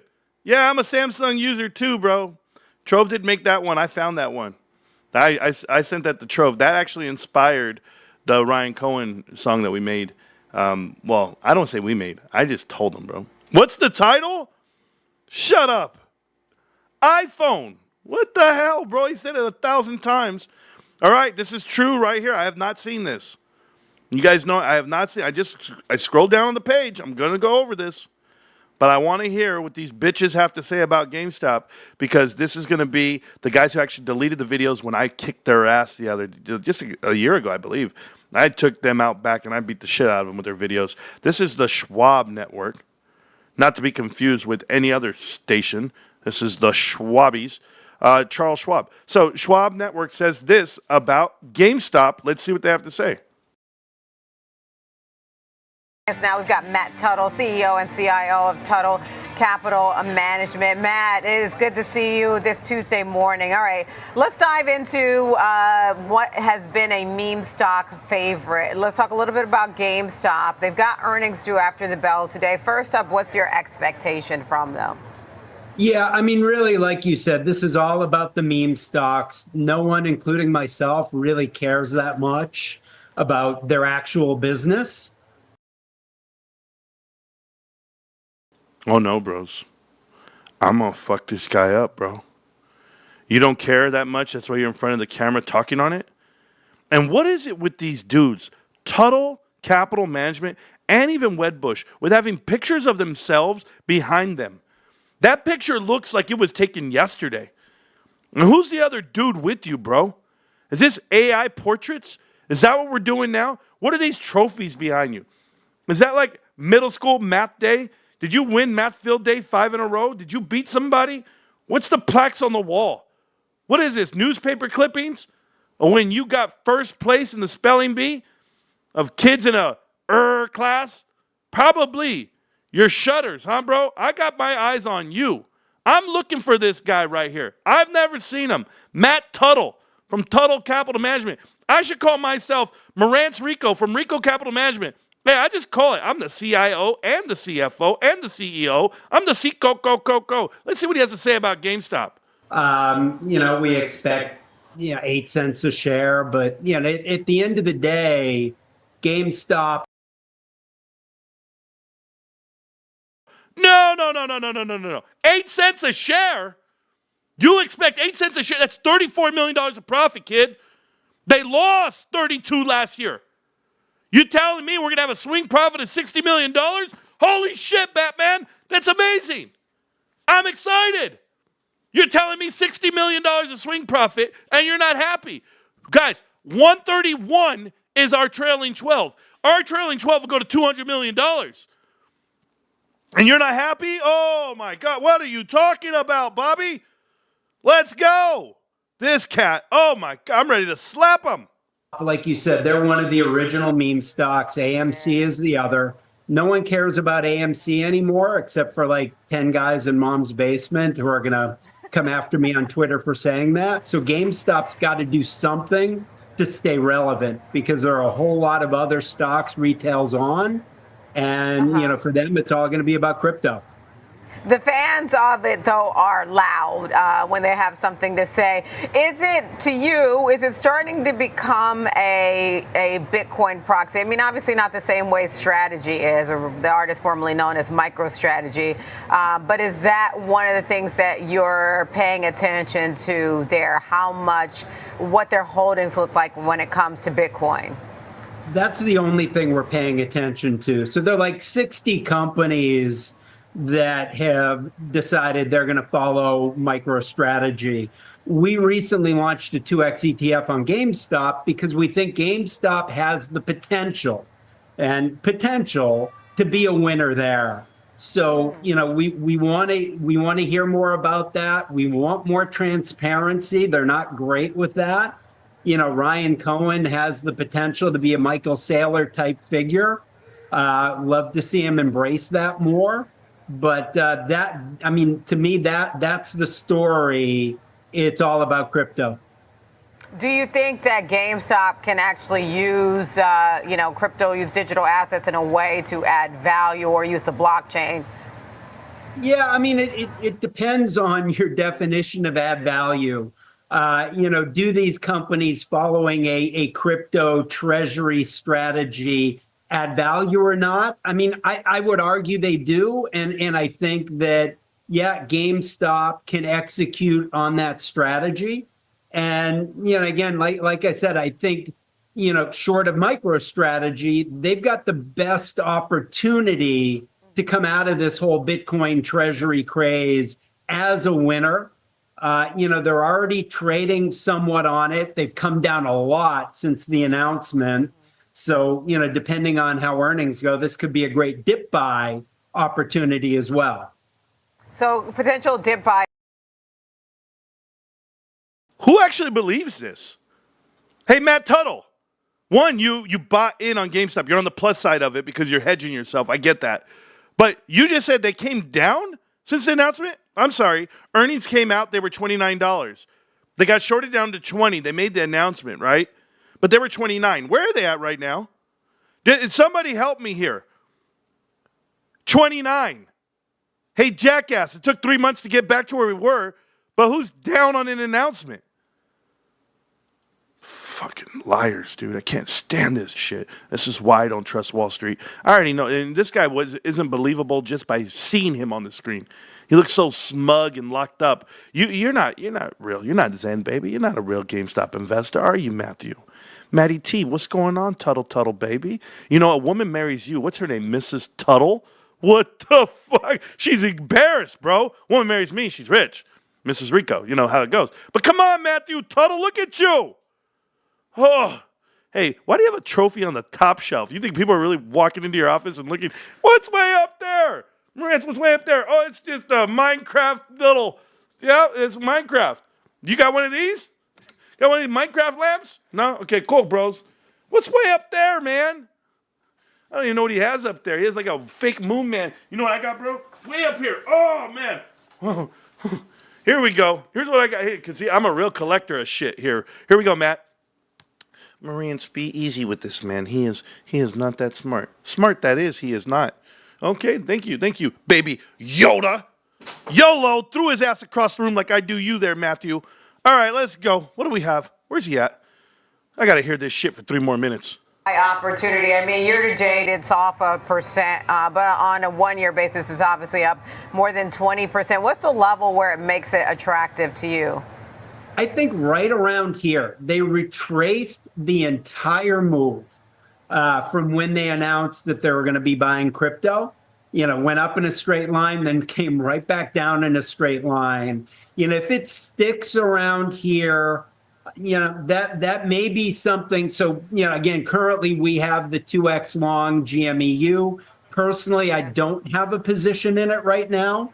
But if it did stick right around here, it's something I may look at. I don't buy things ahead of earnings, but if it's stuck right around here, it's something that might interest me. When you say you don't buy things ahead of earnings, I'm just curious why. It's gambling. Nobody can predict A, where earnings are going to go, and then B, how the market's going to react. I'd rather wait.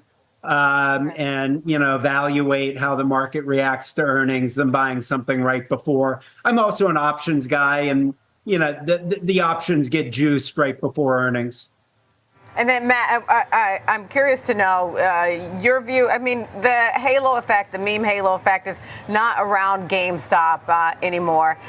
What is it going to take to reignite retail interest? Is it about, how much exposure it has to crypto, or is it something else?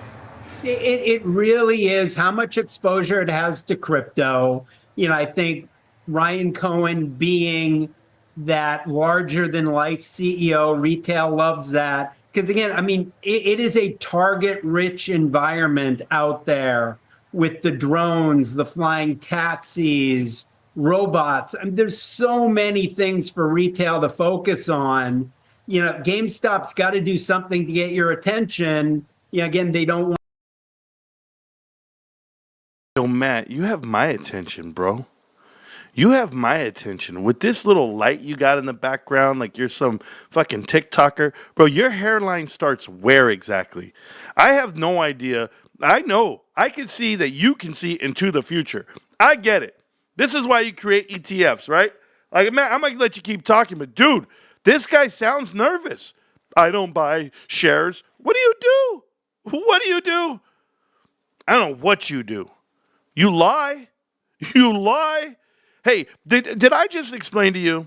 GameStop has interest of $60 million, right? Interest, $60 million for the quarter. They have Bitcoin of like, I don't even know the gains. It's going to be like 80 million, 100 million, whatever it is. And then, of course, profits for the company itself. So you're talking to me in a window of 8 cents, bro. $34 million is all I see. That's already a $60 million swing profit. But they're going to kill $30 million. They're going to murder that number. 60 million is just going to be from interest. We're not even talking about Bitcoin profits, bro. Like, what math are these guys doing? Can I please have remedial math this year? Yeah, no counselor. I'm going to go to school. I'm going to go to the Tuttle Business School.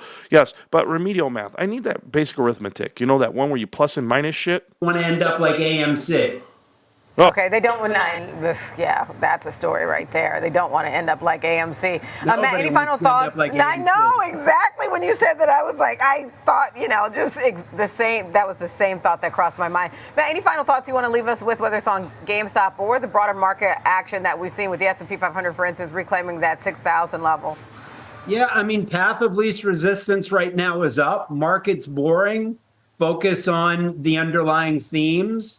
We've been laser focused on Trump's inner circle, things like, his drone, executive order last week, people that are in Trump's inner circle betting against Elon now. It's such a target-rich environment. We do think the path of least resistance is up. We think the action is going to be in the themes.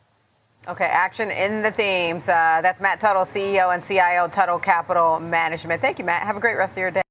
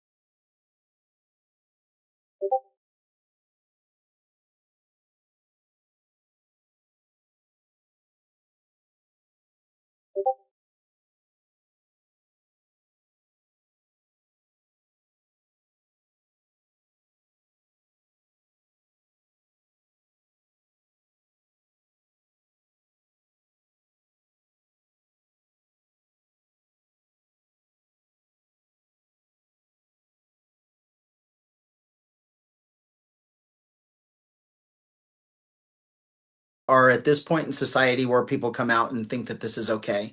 And then it makes it 100 times worse when you have politicians that are encouraging it, that are not calling it what it is, which is criminal activity. The lying to all of us, lying to the media, and purposely using the word. Guys, I realized I was muted when I hit play for him. Chill, bros. I see it. You guys, man, my phone's blowing up that fast. Thank you. Thank you. Derek, thank you. You guys are crazy, man. Ah! 10 seconds. I was just checking out Chad Bianco. That's my sheriff, Riverside County Sheriff, running for governor real soon. He's going to kick Gavin Newsom's ass. That's the plan, bro. But Gavin Newsom has a lot of money. And Gavin Newsom, go run for president, bro. Let me have my state back. That's all I'm going to say. Okay? And then this lady got caught. Some lady got caught stealing $570,000 from the church. Stealing from God's people? What's wrong with you, bro? Okay. Yeah, try that shit. And I'm telling you right now, Austin, you guys don't want to do this. You don't want to do this. You know, here's the problem with all these riots and stuff. Before I go look at all these cats over here that work over here. I already told you about 29 Palms and the Marines going out there and shutting down California. I really think these is George Soros, Alex Soros, whoever's funding this bullshit, where they deliver bricks and masks and all of a sudden spray paint cans are everywhere. You can't even buy spray paint, bros. Go to the store. Try to buy some. No one even comes over and unlocks the cage. But all of a sudden, everybody has a can. It's crazy. And I'm just going to tell you that it's going to be a cold day in hell, man. It's going to be a cold day in hell. If you think you can start doing that shit in Texas, I'm just letting you know now. It's going to get real for some of these people. They're waiting for somebody to get shot. They want somebody to lose their temper, get shot. They're hoping a cop does it, and then the world will really change. Because then we're going to have murals of George Floyd on the walls. So that's how it all goes down. All right. Anyway, let's go see this company called Tuttle Finance. Tuttle, what are you doing? Is it Numora and Bear Stearns? Is that where you're from? Mike founded. This is Mike. He founded Alpha Consulting. I know those guys. Those guys are upside down on GameStop. Literally. That's awesome. Okay, let's see who else here. State Street Global Advisors. Huh? What? He led global relationships management at S&P Global, spearheaded institutional ETF initiatives at State Street. Third largest shareholder at GameStop. These are the guys who don't believe in GameStop. That's wild, bros. Bullish Bear since 2020. He's a moderator, an author. I wonder how you get on this team right here. Yo, man, do you love yourself, bro? You put yourself everywhere. Oh, this is gross, dude. Like, do you pick the pictures you put up? Let's keep seeing who we got here. We got Citigroup, UBS. Why am I not surprised? Yeah, they make ETFs. This is good. This is what they do. Seeking Alpha. He's a business insider at Seeking Alpha. Quarterback merger, Gopher football, Minnesota. Not bad. Quarterback manager. Sorry, I said merger. My bad, bros. Let's see what this guy, these are all geniuses right here. He's got a license under Series 7, 63, 65. So does Rowan Kitty. He held key roles in financial institutions, including State Street, Global Advisors, NASDAQ. Not bad. I love this. All these smart guys are not buying GameStop, or are they buying GameStop? What are they really doing? Smart guys, right? How do I get this job, bro? Somebody tell them how I get this job. Oh, I'm mad over here. Oh, I might never buy another Ford. Ford Motor Credit Company. Vast experience. I'm already mad. Because that's what I do. Look at this guy from 1988, Nancy. How old are you, girl? Damn. Retire. Go to bed. Right here. UBS. And a variety of family offices. What's going on? How's this even possible? These are the guys trying to do interviews the day of, bros. The day of. I'm trying to just get Invesco, whatever. Okay. That's your whole crew? Look at you, Mr. Tuttle. He's a CEO, leading innovator in the ETF space with over 2 decades of experience in asset management. Matt has earned a reputation for his groundbreaking work in developing and managing ETFs that capture unique market opportunities and hedge against risk. Yeah, Matt, you got me convinced. Dude, man, it got back even further. Matt, you have some real insecurities here. Your head's going to be shiny, bro. The cone head's calling up. They need some extras. That's some crazy shit. That was a crazy-ass hairline. Like, LeBron's jealous, bro. That's that, what was his name? The player for the Celtics? I don't even know his name, bro. He's got shit like that. We already went over that. I just keep looking at my portfolio. Remember, that's going to say 100,000 when we're done today. Let's go over here. Let's see. Live now. GameStop breakdown. Oh, is that what they did? Yeah. Breaking it down, bros. Here you go. I'll put it out there. You guys out here sending shit out. Good job, man. Appreciate you. Appreciate all the help. You know? All right, we're going to put this away. Are we going to do the TA now? Are we really going to do TA right now? Is it Power Hour yet? It's Power Hour. Power Hour. That's where we're at, babes. If you guys don't know about Power Hour, that's where we got to get hype. The stock's about to go up and to the right. Oh, guys, we're really close to earnings, guys.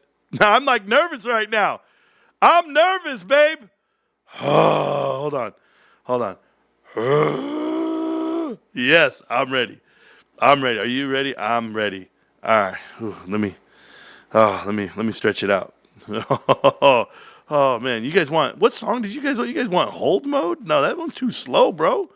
We're in Power Hour. We're doing this shit. All right, let's go. Final boss. Let's do it. We told you. We saw the truth. We held the line. You laughed. Now watch it burn.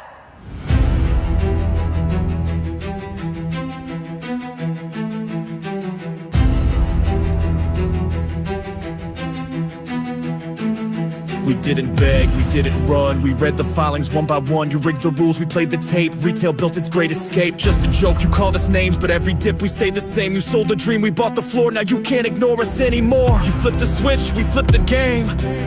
You drowned the truth, we lit the flame. We held through blood, through lies, through doubt. The ones you mocked just called you out. We told you this would rise. You turned away and closed your eyes. We stacked our faith, you bet against. Now feel the weight of consequence.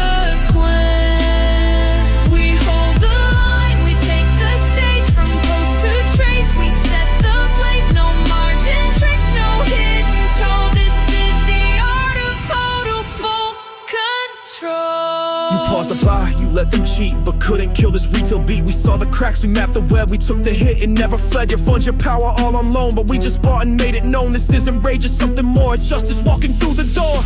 No throne, no king, no price, no ring. Just shares, just time, and truth that climbs. We warned, we wrote, we watched, we know.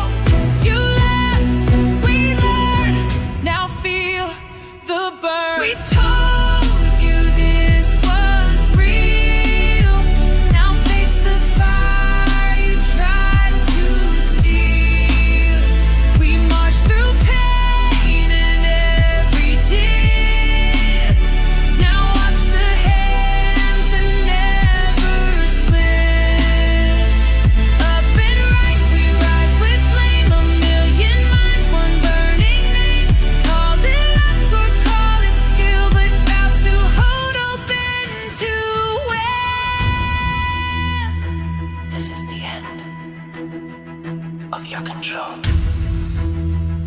Ours never broke. The game is ours. We hold. Welcome back. Welcome back to Marantz Rantz. Plenty of good information, a little bit of motivation, a whole lot of truth, no financial advice. This is the chart that goes up and to the right. You guys asked me to shadow box. What the hell is wrong with you? Do I look like Tonko Native? I had to explain to someone who's never watched this show. I had to explain to them who Tonko Native was. I said, it's this dude in the Philippines who couldn't make it with American women, so he gave up and went over there. And he offered to fight me in a karate-style championship fight. He wanted to break boards, and I said, no, sir, I don't fight. I make love. I'm a lover, not a fighter. That's what I said. Maybe I didn't say it in that way, but he knew what I meant. Oh, for those of you that don't see $30 and going up, this is a GameStop tattoo. That's what this is right here. This is a GameStop tattoo. And if you don't have one, you're not going to the moon, people. That's what's happening. You're not me. You'll never be me. But you got to understand what this is. When the stock goes up, so does my blood pressure. So does my life. Let's go. Right? That's what it does. There we go. GameStop, $30.13, ladies and gentlemen. That's a straight arrow and narrow. Somebody said, Marantz, where's the stock going to? To the damn moon. To the damn moon. I'm out of breath. I was over here doing curls with the 35s. I want to say thank you to Endgame out there getting a free membership for my wife. Thank you. Mama got a brand new bag. Oh, we're killing it today, guys. We're killing it. GameStop, up and to the right. There's 530 of you here right now. I want to say thank you from the bottom of my heart. Thank you for the likes and subscriptions, whatever the hell it is. Right now, I'm playing a love song. It's a love song that I played for my wife. You know, when I was there and I was telling her, hey, baby, I want you to think about me, Mom. Listen to me. GameStop's going. GameStop's going to go and do things that people don't think it's going to do. And I said, Mama, I'm going to play this song for you. And she said, make it a good one, Mom. Make it a good one. I got you, baby.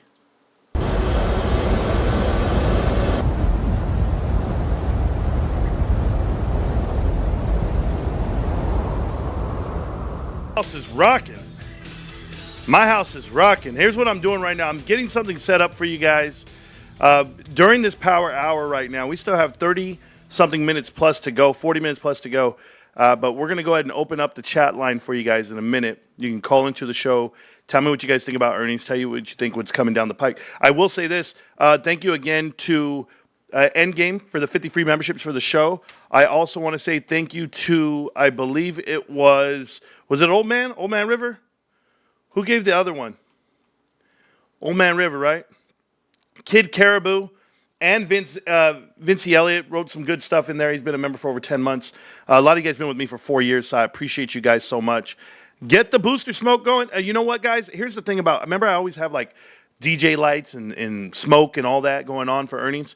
And my dad is a little bit out of commission right now, and I didn't want to bother him with it, to be honest with you guys. If you guys know my life, if you guys actually watch, what's up, Josh? If you guys watch the show, if you guys are watching like the member side of the show, remember all you free members here are getting the other videos. There's videos in there, members only videos. Then you guys will know that I didn't get home till like 1 o'clock last night. I didn't get off of work and get home till 1. I studied for another hour after I was eating dinner. Shout out to my wife, amazing tacos. And I'm talking about real food, you sick-minded sons of guns.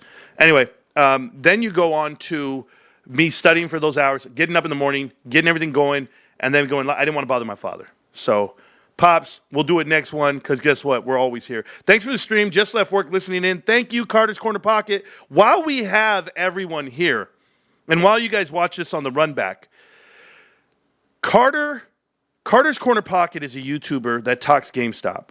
If you guys like GameStop and you guys like someone who's all dialed in on GameStop shares, loves to buy shares, he's all about the company, check him out. Yes, Funny Spider did gift some memberships for the channel, and I appreciate him for that. Josh B's in the house. Josh B, thanks for the $2, bro.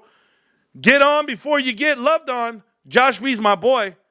Always has been from day one. That dude's been watching me for over 4 years. Josh B. And Max. I don't even think Max was born yet. No, he had to be. But shout out to him. Shout out to AJ, too. You got AJ, little man. out in Oxnard, California. He's probably my biggest fan. For when I know he walked in on the shower to his dad, he goes, hey, his dad's Adrian. He goes, Dad, Marantz hit Umbreon. Marantz got an Umbreon. Go watch the Pokemon videos where I was opening up packs of cards, bros. Appreciate you. Random Snake. Oh, I'm so sorry. Random Skate. Apologize, bro. I apologize. Random Skate, how you doing, man? Appreciate you. We do listen to all different types of music.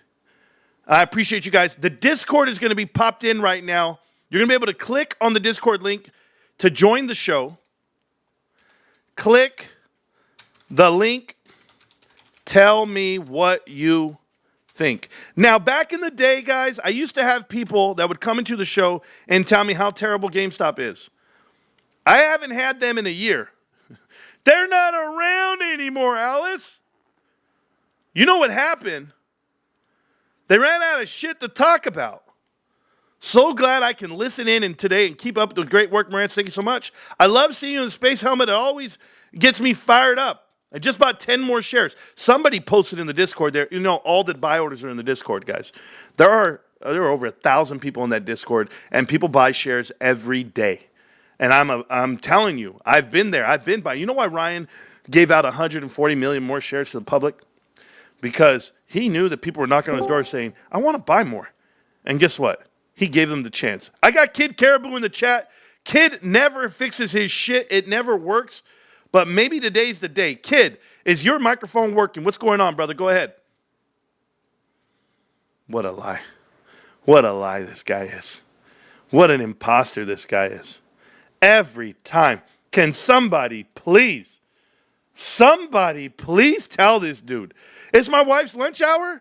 Mama, if it's your lunch hour, I know you don't just want to hear me yell all night. How about I play something for you, babe? You know, I'll play you. People like the music that I've been playing. I don't know. I just pick songs.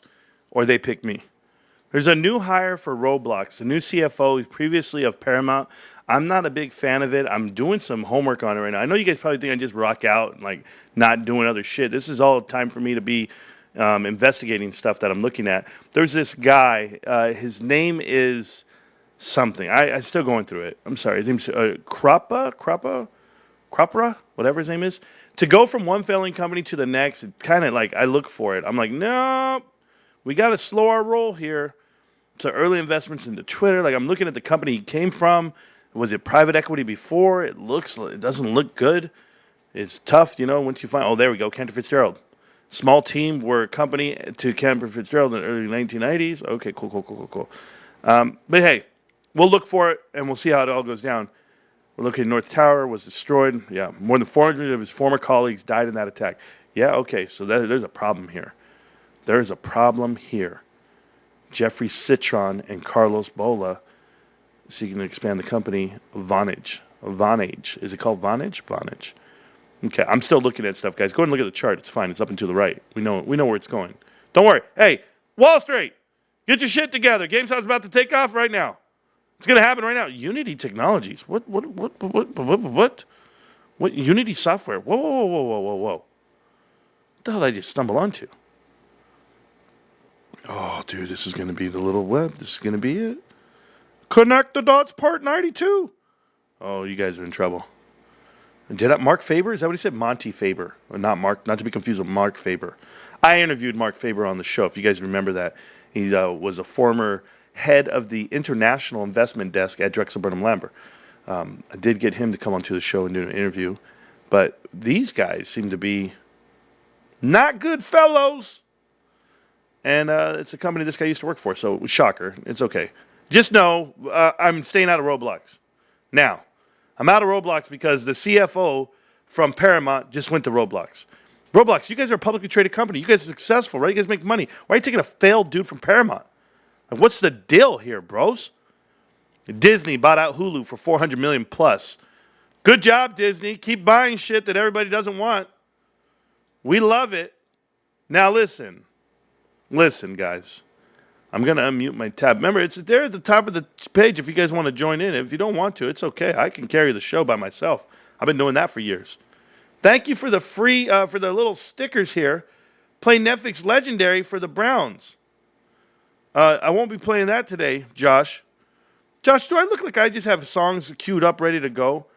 Do I look like that guy? I got to ask yourself, guys. Do I look like I don't, do I? Is it power hour over yet? 30 more minutes. Who walked into the chat now? Let's see. Oh, Frank. Frank, you got to unmute yourself. The floor is yours. What's up, Frank? Hit that mute button. What up, my man? Shit, you're loud. Okay, I'm good. Go ahead. It's not your fault. It's mine.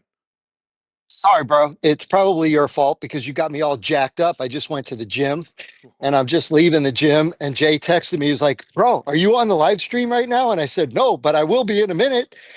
Bro, fake fans showing up late to the damn live stream. I'm done, bro. I broke down GameStop like 3 hours ago. I'm hype. I'm hype. No, I know you are. I gotta relax, dude. I'm telling you right now, Frank. I might pop a blood vessel. I can't even talk. Think about it. I'm losing it all. GameStop's going up and to the right now. They were at $29.79. They're now at $30.38, and we still have 30 more minutes of this of the final hour, right? Power hour. And then in the after hours, right, when they announce earnings, there are no halts, brother. There are no halts. That means if this shit's ready to go, you can't do anything to it. You can't stop it, bitch. I'm gonna tell you right now, little puppet. You can't stop this right here. Don't look at me. Don't look at me, little puppet. Okay, what's up, Frank? How you feeling? What's up? Órale, carnal. ¿Qué pasó? Hey, this guy watched American Me growing up, bro. I'm done with him. That's right. Dude, every time you make a movie reference, I can't remember. You made so many this morning, but I think a lot of the youngsters in the chat have no idea. But I'm with you. I'm with you all the way. I appreciate it, bro. I really do. But hey, keep doing your thing. I love it that you guys watch the show. I love that you guys know about GameStop. You guys have come this far. Plenty of people are supporting the channel right now. They're throwing things out. Hey, for all you new guys to the show in the chat, we've been GameStop only for 4 years plus. That's exactly what we've been doing. So earnings are coming out, guys, right now. The numbers will come out about 15 minutes after the power hour, about 1:15 usually. Our guys will get them. They'll throw them up on the screen. I'm not going anywhere. Usually I got to leave. I got to get my son from school. School's out. Usually I got to leave. I got to go to work. Work's done. I'm here for you. I'm going to break down the whole 8K, the whole 10Q. I'm going to break it all down, babe. I'm going to break this shit down. But first, I got to break it on down. I got to play a song that was made for me and my wife, and it's about GameStop, and I hope you guys like it as we watch a chart up and to the right. Frank, thank you again, sir. Have a good day. You got it. Peace, millionaire. Yes, you too, sir. Enjoy the track. It's called Ticker Talk. You can find it on YouTube, Apple Music, Spotify, you name it. It's my GameStop track. Let's go. Welcome back to Marantz Rantz. Plenty of good information, a little bit of motivation, whole lot of truth, no financial advice. Here is GameStop on the daily, okay? I want to show you guys something. This is the daily ticker. This is the last year GameStop. Coming up right here, I'm going to explain some of these levels to you and why we're going to have a breakout coming up. And it might be today. Not might be. It's today, Wall Street. Figure it out. I don't care what they tell me. Check this out. So here we were at 995. This is why Roy and Kitty start making videos. Because we found the bottom, people. We bounced up out of it. GameStop did the unthinkable. What'd they do? They offered up 140 million shares. They insulated themselves. They gave themselves almost, now $6 billion worth of cash in the bank. But go ahead and push it out to the right. And you're going to see our resistance is up here. We've touched. But now on this triangle, I want you guys to do me a favor. I want you guys to bring it down. Bring it down to about right here. Now we have a whole different monster. The whole different monster is that this was your previous high. Now when you go have and you touch the top, you have what we call diminishing returns. You have this whole side where you walk, but we're going to call it here. That was a breakout and then a fake out. This right here is going to be what you're having as support. You're eventually going to break out of this top side of the Dorito. You went and tested 35. You got kicked back down. We've broken out before. I want to show you guys on the weekly. We used to have this trend line. This is years ago. You guys, we would have this trend line from way up top up here. I don't have to draw another one. I'll just use this one.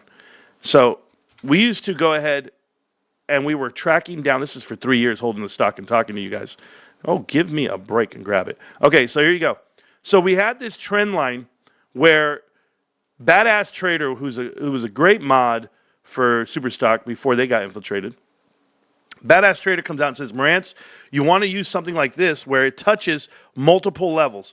Touch, touch, touch, touch. It just keeps testing. And yeah, it'll peak out, it'll break out, but it keeps testing until you get to the end of this triangle, right? But so we extend it this way, right here, boom. Now you take this support level and you're way over here, okay? Now, the difference, what makes it or break this whole triangle here, this whole idea of the top side purple, I use purple and gold because all we got to do is find this bottom here. And he knew the bottom was the support. He knew where it was going to be. And guess what he did? He doubled down, tripled down, quadrupled down, and it ran. GameStop did what they're going to do. They layered their growth. They offered shares. They did a convertible note. And look at when they did the convertible note. On the way to having what we call a golden cross again. This green is about to cross the yellow. What happened the last time that happened? Gone. It's about to happen today. We're about to cross right now as I speak to you. Now, GameStop can do a lot of things to rail this in. We're in this Dorito here, but what people don't know about this Dorito is there's other Doritos. Are you hungry? I hope you are. Here's the next one. This is going to be on the weekly chart, extended to the top previous resistance. Push this out way up here at the top, previous tops. You're going to come here because now that we know that we're going to break out of this smaller Dorito that already exists here, you're going to break out of this top side one, okay? We're going to break out of it. And because we're here, we're going to break out and we're going to go test way up here today. I'm going with today. I don't give a damn. Right up here, you're going to go test a good level. I'd say somewhere around $50. From 40 to 50, you're going to go test. Great news from GameStop. They made over $100 million this quarter. Phenomenal. People are going to see them beat out Wall Street. Here we go. Let's go test the top of this Dorito. When we go test the top of this Dorito, because we will, this is our new run for the next year. For the next year, you're in this area here. And what's so significant about this area?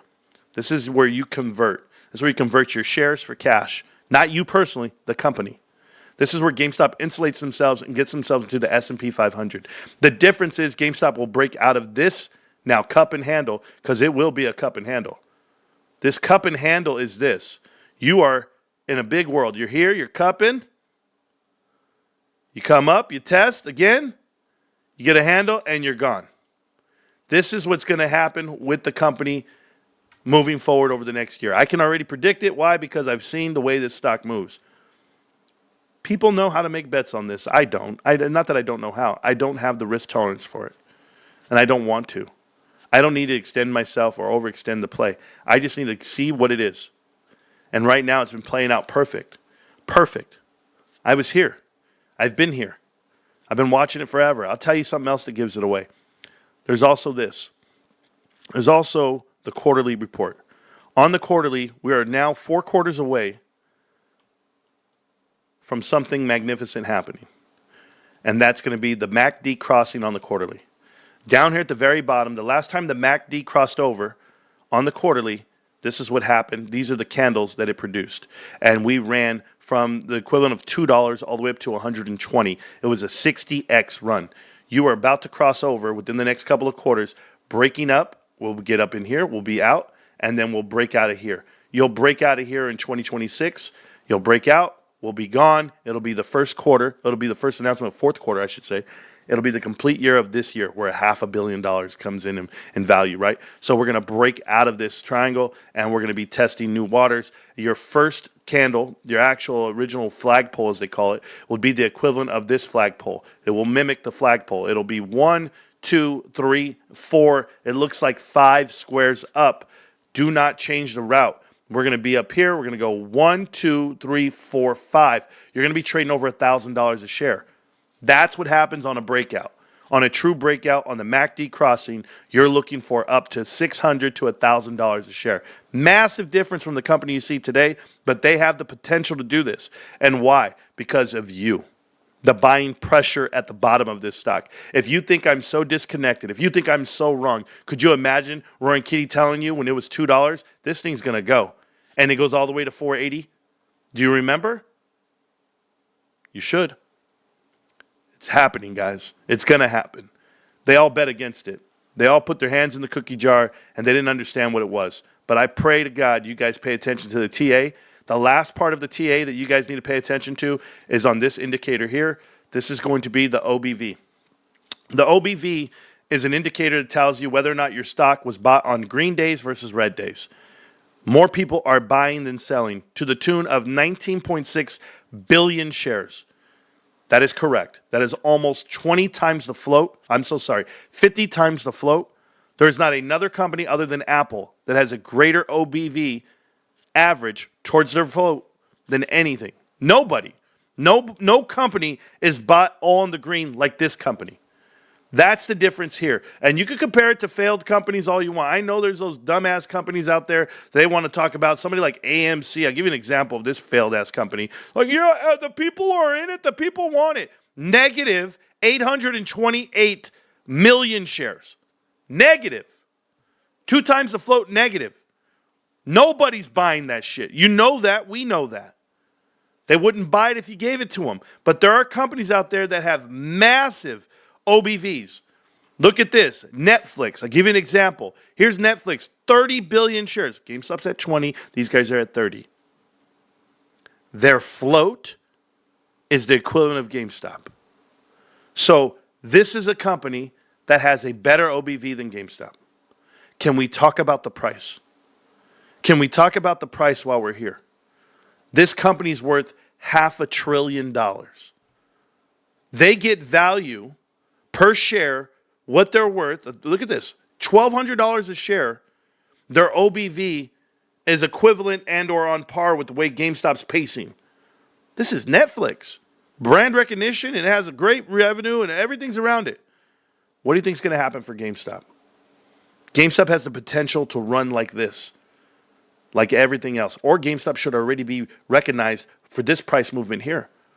Why is it that GameStop could be positive 20 billion shares on OBV? These guys are 30 billion, and look, they're 1,200, GameStop's 30. Are we not understanding about supply and demand? This has nothing to do with actual dollars. I'm talking about the dollars that companies generate. I'm actually talking about float, supply, and demand. There is not enough supply for the demand that comes through, and that's what that volume tells you on OBV. I'm telling you now. Been watching it, been studying it for years. You'll never understand it until it comes all the way through. What happened to Ruben? Oh, Ruben, you can't go spam like that, Ruben. You're a good guy. I know you're in the chat, but you can't spam like that. Okay? Not to be confused with the Ruben that is in part of the show. Here we go with the super chat. It says, shout out to Marantz, the mods, and all the real 51 gang, J-Dubs. Yeah, people don't know about 51. That's what they call themselves here. It all stems from the fact that I had 50 shares that were DRS, plus I'd buy one every day, one additional share. I see in the chat right now I have Cranky Tobin. Let me unmute the tab. Cranky Tobin, you're on the show. You're on the chat. What's going on, Crank? What's going on, Marantz? I'm killing it, brother. I'm getting ready for earnings. I just want to say, for the last 4 years, I've been buying into the stock, and I've been working my butt off. And I'm super disappointed because the stock, as much as we work, the stock won't go left. Oh man, if you guys don't know, that's he's talking that shit. Tetron Invest, the great Tetron Invest said stocks go up, down, left, and right. So that's why he's saying it. Oh, that's awesome. It won't go left. I'm fucking done. I'm done. It won't go left. I appreciate you, brother. I really do. Right now, GameStop's coming into the close, guys. We have 11 minutes left on the stock. I'm going to turn on the minute ticks here. We're fine.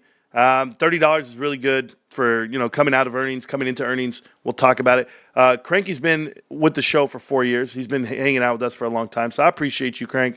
And, we have the best time ever.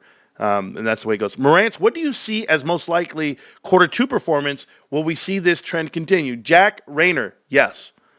Jack, there's going to be more profits coming out for Q2. You're going to have the Switch 2 and all the accessories. You're going to have the Pokemon cards. Additionally, you're going to have more Bitcoin profits. Because GameStop bought Bitcoin and they're carrying it on their balance sheet, Bitcoin's at an all-time high today. If Bitcoin closes out the month of June very high, then you're in really good hands. Right? So it's going to be May, June, July. So you got to cut out July. So once July hits, and if Bitcoin could be over 100,000, you would still get about 10,000 more per coin. So you would get additionally $50 million, ballparking numbers here. So 50 million plus the 60 million they make in interest, that's 110 plus whatever you're doing operationally, they look like they're going to be great every quarter. The interest helps. The Bitcoin, sure, it helps, just not enough to make a negative impact materially if it was against it. They didn't buy enough. I just want to make this very clear to people. GameStop's already profitable operationally. They didn't buy enough Bitcoin to overtake the interest they make. Does that make sense?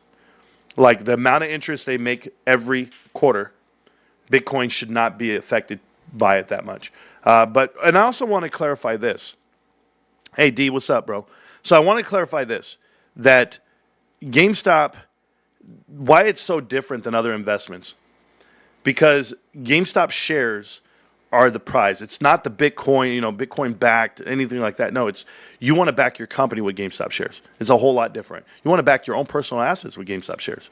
This is the only company in America where the executives don't get paid a single dollar from you. And I'm talking about the board of directors, right? They don't take any compensation whatsoever. They're invested their own money. So when they see the profits and the fruits of this labor, and they buy shares, they know exactly what they have and what it's valued with. But GameStop has the ace in the hole. They have 500 million potential more shares to dilute this float to, and you want to be diluted as an investor in this company because they have zero debt because of sum of all parts, correct? All of that value gets added to the bottom line. I just saw a company do an offering, a convertible note offering, and they were raising $1 billion. And they were like, well, what are they going to do with the billion? We're going to pay off $350 million in debt, and so you're going to be on the upside of 650, but you don't have any cash. That's all your cash. How are you ever going to pay back that $1 billion? You're going to dilute the shareholder. You're going to give them nothing. GameStop dilutes the float, right? They ask for shares, they offer. But what did they offer it at? At $29.85 a share, 0% interest, and they front-loaded that money. So GameStop can sit on it, let it make interest. They literally will make more money by doing nothing because it's free money. If you're going to give me 1.5 and let me collect interest off of it, I didn't even have to do anything for it. It's just mine. I can give you back the 1.5 in 5 years, and I just get to keep all that interest. I never have to give you shares anyway. Not saying they will or they won't. I'm just telling you it's free money. You're going to give me free money? That's what GameStop's doing. So GameStop's, they're very creative, and they're very successful at what they do, and the stock market's going to tell you that. So we're going to watch it happen in real time. Shout out to Team 51. If you guys do not know who Team 51 is, it's all the cats in the chat. These dudes have been doing this shit for years. Get at me, scrubs. Welcome back to Marantz Rantz. Plenty of good information, a little bit of motivation, a whole lot of truth, no financial advice. We're ready.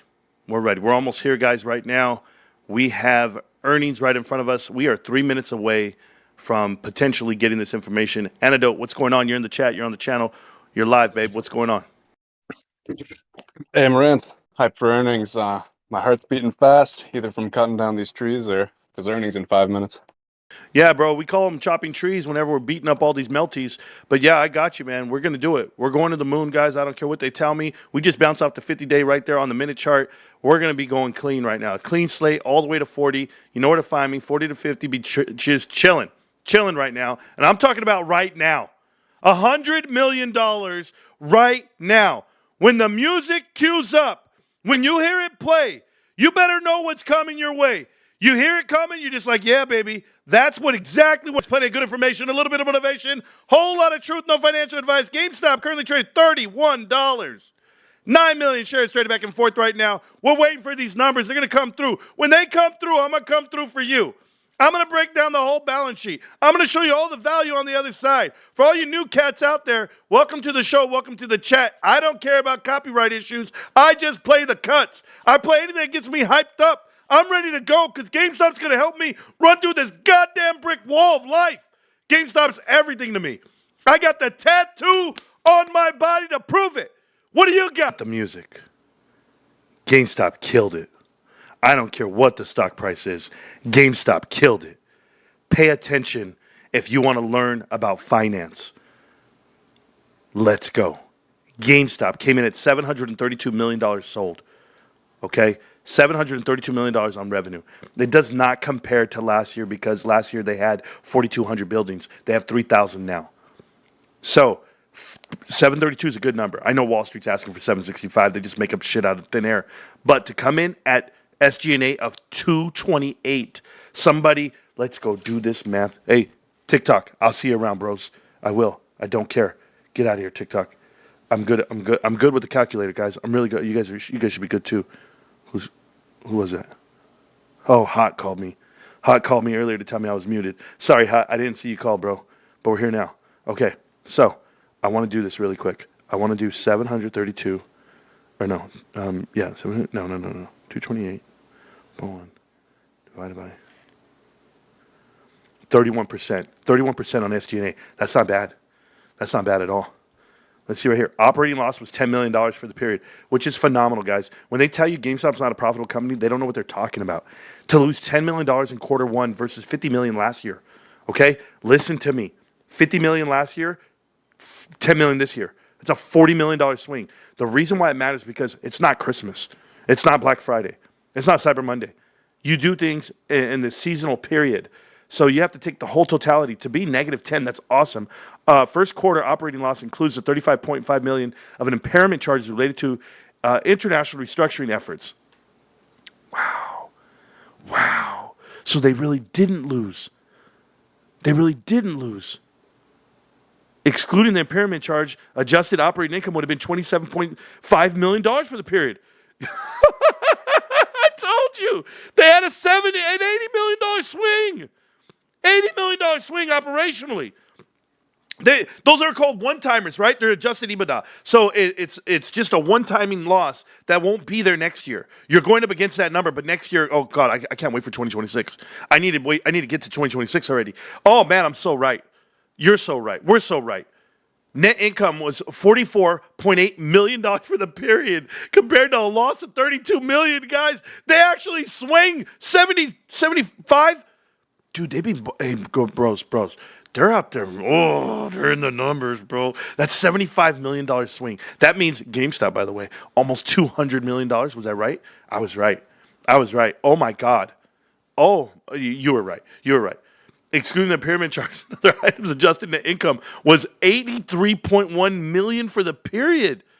Adjusted net loss of $36.7 in the first quarter. Yeah, so guys, listen to this, dudes. They literally would have been 83.1 if they don't lose this right here. Get rid of that shit. Oh my God, this is awesome. Cash and cash equivalents of $6.4 billion in the first quarter. $6.4 billion. They just keep growing the cash. The cash just keeps growing, people. Oh my goodness. Completed the divestiture of Canada, whatever. They went ahead and between May 3rd and June 10th for cash. So it's not even on this balance sheet. Oh my God. We got to go to Bitcoin. Bros, this is Wall Street crying. They didn't tell me Bitcoin. They didn't do this. Shut up, hoes. Listen to me, okay? So the Bitcoin purchase was May 3rd. May 3rd, this run right here. So they bought it over here at the 90 range, and it ran all the way up to right now to there. So they're 90 to 110. So they're literally 20,000 per coin. They're up $100 million next quarter. They have 100. They weren't even in a rush, dudes. They weren't even in a rush. They didn't buy the top of Bitcoin, Benjamin. Shut your ass up, kid. Did you see them put the third on there? Can you not read, bro? Where do these guys come from? Obviously, this green right here is GameStop. I'll just leave it there. They bought the top. You would know a lot about that. Always next quarter, babe. Always next quarter. They're already profitable, guys. They already transferred it all over. This is great. You couldn't even get me. You couldn't get me down if you wanted to. I already told you. Nothing gets me down. Oh, by the way, here's the chart. Sorry, I didn't show you. So this chart here is going to show you that GameStop bought in right around in here at this level, the 93 level, and then it's all the way up here. So, yeah, they're already up again. So, thank you, though. Hey, bro, thanks for caring about GameStop so much. Why are you here again? Why are you here? Big dip now. Sure, $28 is not. That's not a dip. That's not a dip, bro. You guys don't know dips, bros. Hey, check this out, though. Just real quick, as we're still going to go over everything. Right here, just so that we're clear, do you see the daily chart? Do you see this? Where's your dip? Did I miss it? It is at $28 right now.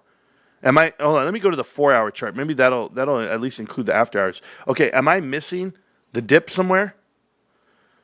This stock is at $28. It still has far place to go down to get all the way down here to 22, doesn't it? I don't think it's going that far.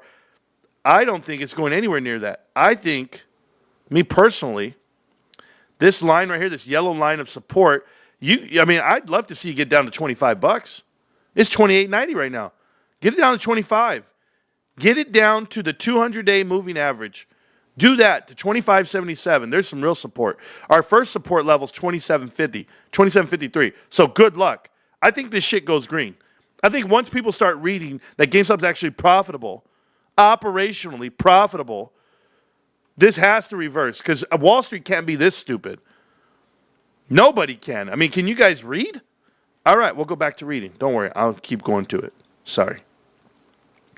All right. Now, let's go back to the greatest stuff ever. Is that all they gave you? No, they got to give you everything. Okay, here we go. So, cost of goods sold, the COGS themselves. Man, if they didn't have this impairment, they would be awesome. If they didn't have that right there, they would be awesome. Because they had gross profit of $252, guys, on $730.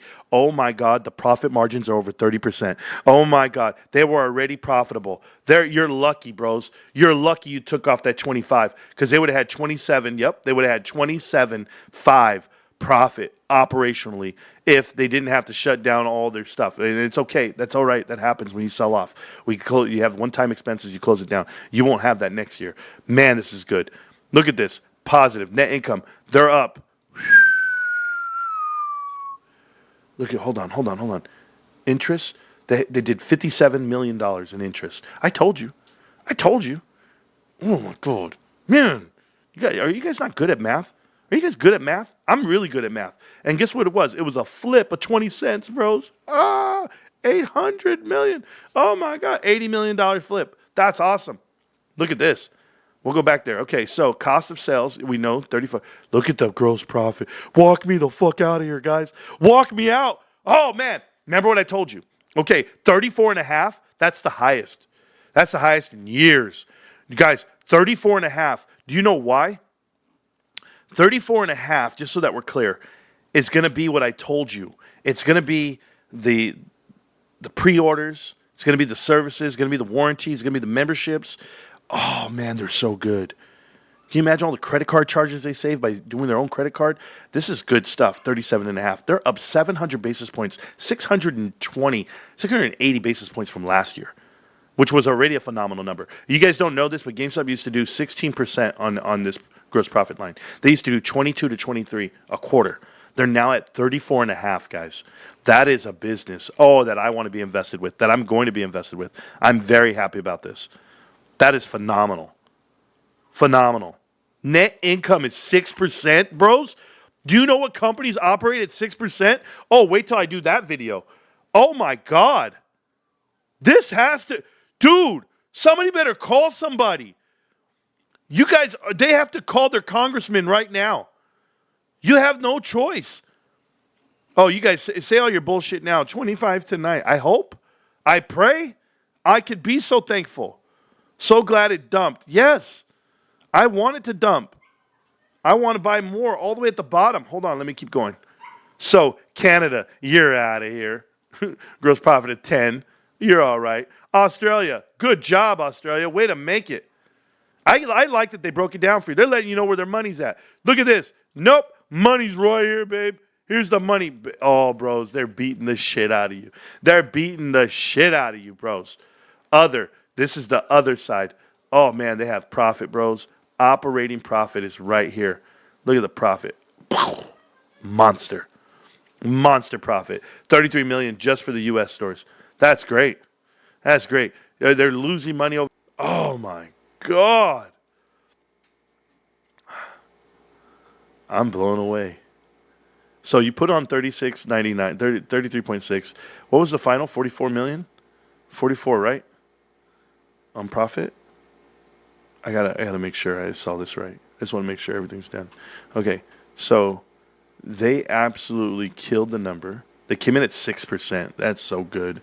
Guys, if you knew how good 6% is, 6% for a retail company, that's crazy. So the actual income right here was 44.8, a swing on 32.3. So 44.8 is going to be coming out to 77.1. So what you do is you come over here and you go to overview, 76.1, you add it right here. So you're going to be at 207.4. $207.4 million of profit. You then take the cost of what you see, so 207 million, okay? You divide that by the 447 million shares, which I'm ballparking, there's a little bit more than that right now, but you're at around 46 cents a share.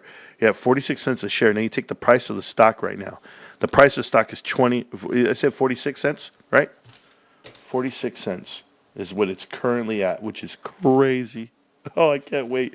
You guys wait for quarter two, quarter three. I'll hold my breath for you. Okay. So now you take the price of 28.49 and you divide that by the 46 cents. You're at a PE ratio of 61.9.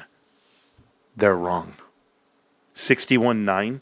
Dudes, if they're going to trade at 61.9, then line them up right next to every great company. Line them up to everybody. If that's what it's going to be at $28, you should be elevated because that's what people are. When they have transition, they have a pivot, and they have a story in front of you, that's what you're looking at. Thank you so much for the new subscribers of the show. I see everything running through, and thank you for all the gifts and everything. You guys keep killing it, okay? I'm going to read the chat. I'm going to try to catch up to you guys here. If you guys are going to click on the Discord and join the chat and talk to me about it, you can, and I'll explain what I can. If you have questions, you can come in and ask questions. I'll be in the chat. I'm not going anywhere for a while here. I'm going to be here with you guys, breaking more things down as they come, as you guys ask. But I'm in the chat now. So if you have those questions, I have those answers. It's a phenomenal number. That's what I can tell you. So let me see what I can do really quick. So in the chat right now is Aaron. Aaron, welcome to the show. Welcome to the chat. Welcome back to Marantz Rantz. What's going on, brother? Hey, Marantz. Quick thing. I suspect that the assets held for sale is Micromania or GameStop France. You said assets held for sale are additional assets they're going to sell. That's what you're saying? There was a line item that you were reading off of, and you said assets held for sale, and you were curious if that was a Bitcoin. I suspect it's Micromania. Cool. I'm going to have to read it again. I read this thing about 4 different times to really get. Yeah. I'm sure you'll dig. I'm sure you'll dig into it more. That was just the first thing that jumped out to me because we know Ryan said he wanted to sell GameStop Canada and Micromania in the same, tweet in the same notice, and only Canada was purchased. So I think that assets held for sale was that. Yeah, it's right here. So there's usually like a like a little number next to it. So it says right here, property and equipment net for Canada and France, Europe is classified as assets held for sale on our consolidated balance sheet, right? Yeah. Whatever. Okay, perfect. Yep. So there we are. And what'll happen is they'll eventually get the income out of that. So we'll see how it works and how it hits. I'm just reading. I'll have to read more in depth on how it's going to work out. But for us, personally, I also think. Yeah, go ahead. Oh, pardon. I didn't mean to cut you off. I also think that the purchase of whatever that they're getting for GameStop Canada will probably is not reflected here and will be next quarter. It'll settle. It'll settle next quarter is what I'm guessing, because that's what happened in the past. It took a quarter to settle. What I don't see, obviously, you don't see the Bitcoin purchase on here because it was made after the quarter ended. So it was as if they were waiting for the quarter to end and have a fresh look at it. But to buy in the 90s and it's up at like 110, whatever GameStop, whatever Bitcoin closes after July, that'll dictate the profit, right, for those coins.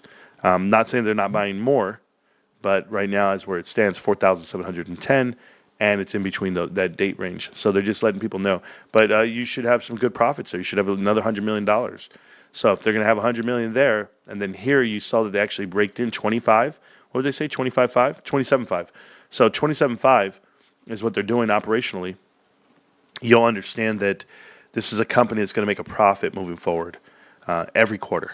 And so when that happens, you're going to get a good taste of it.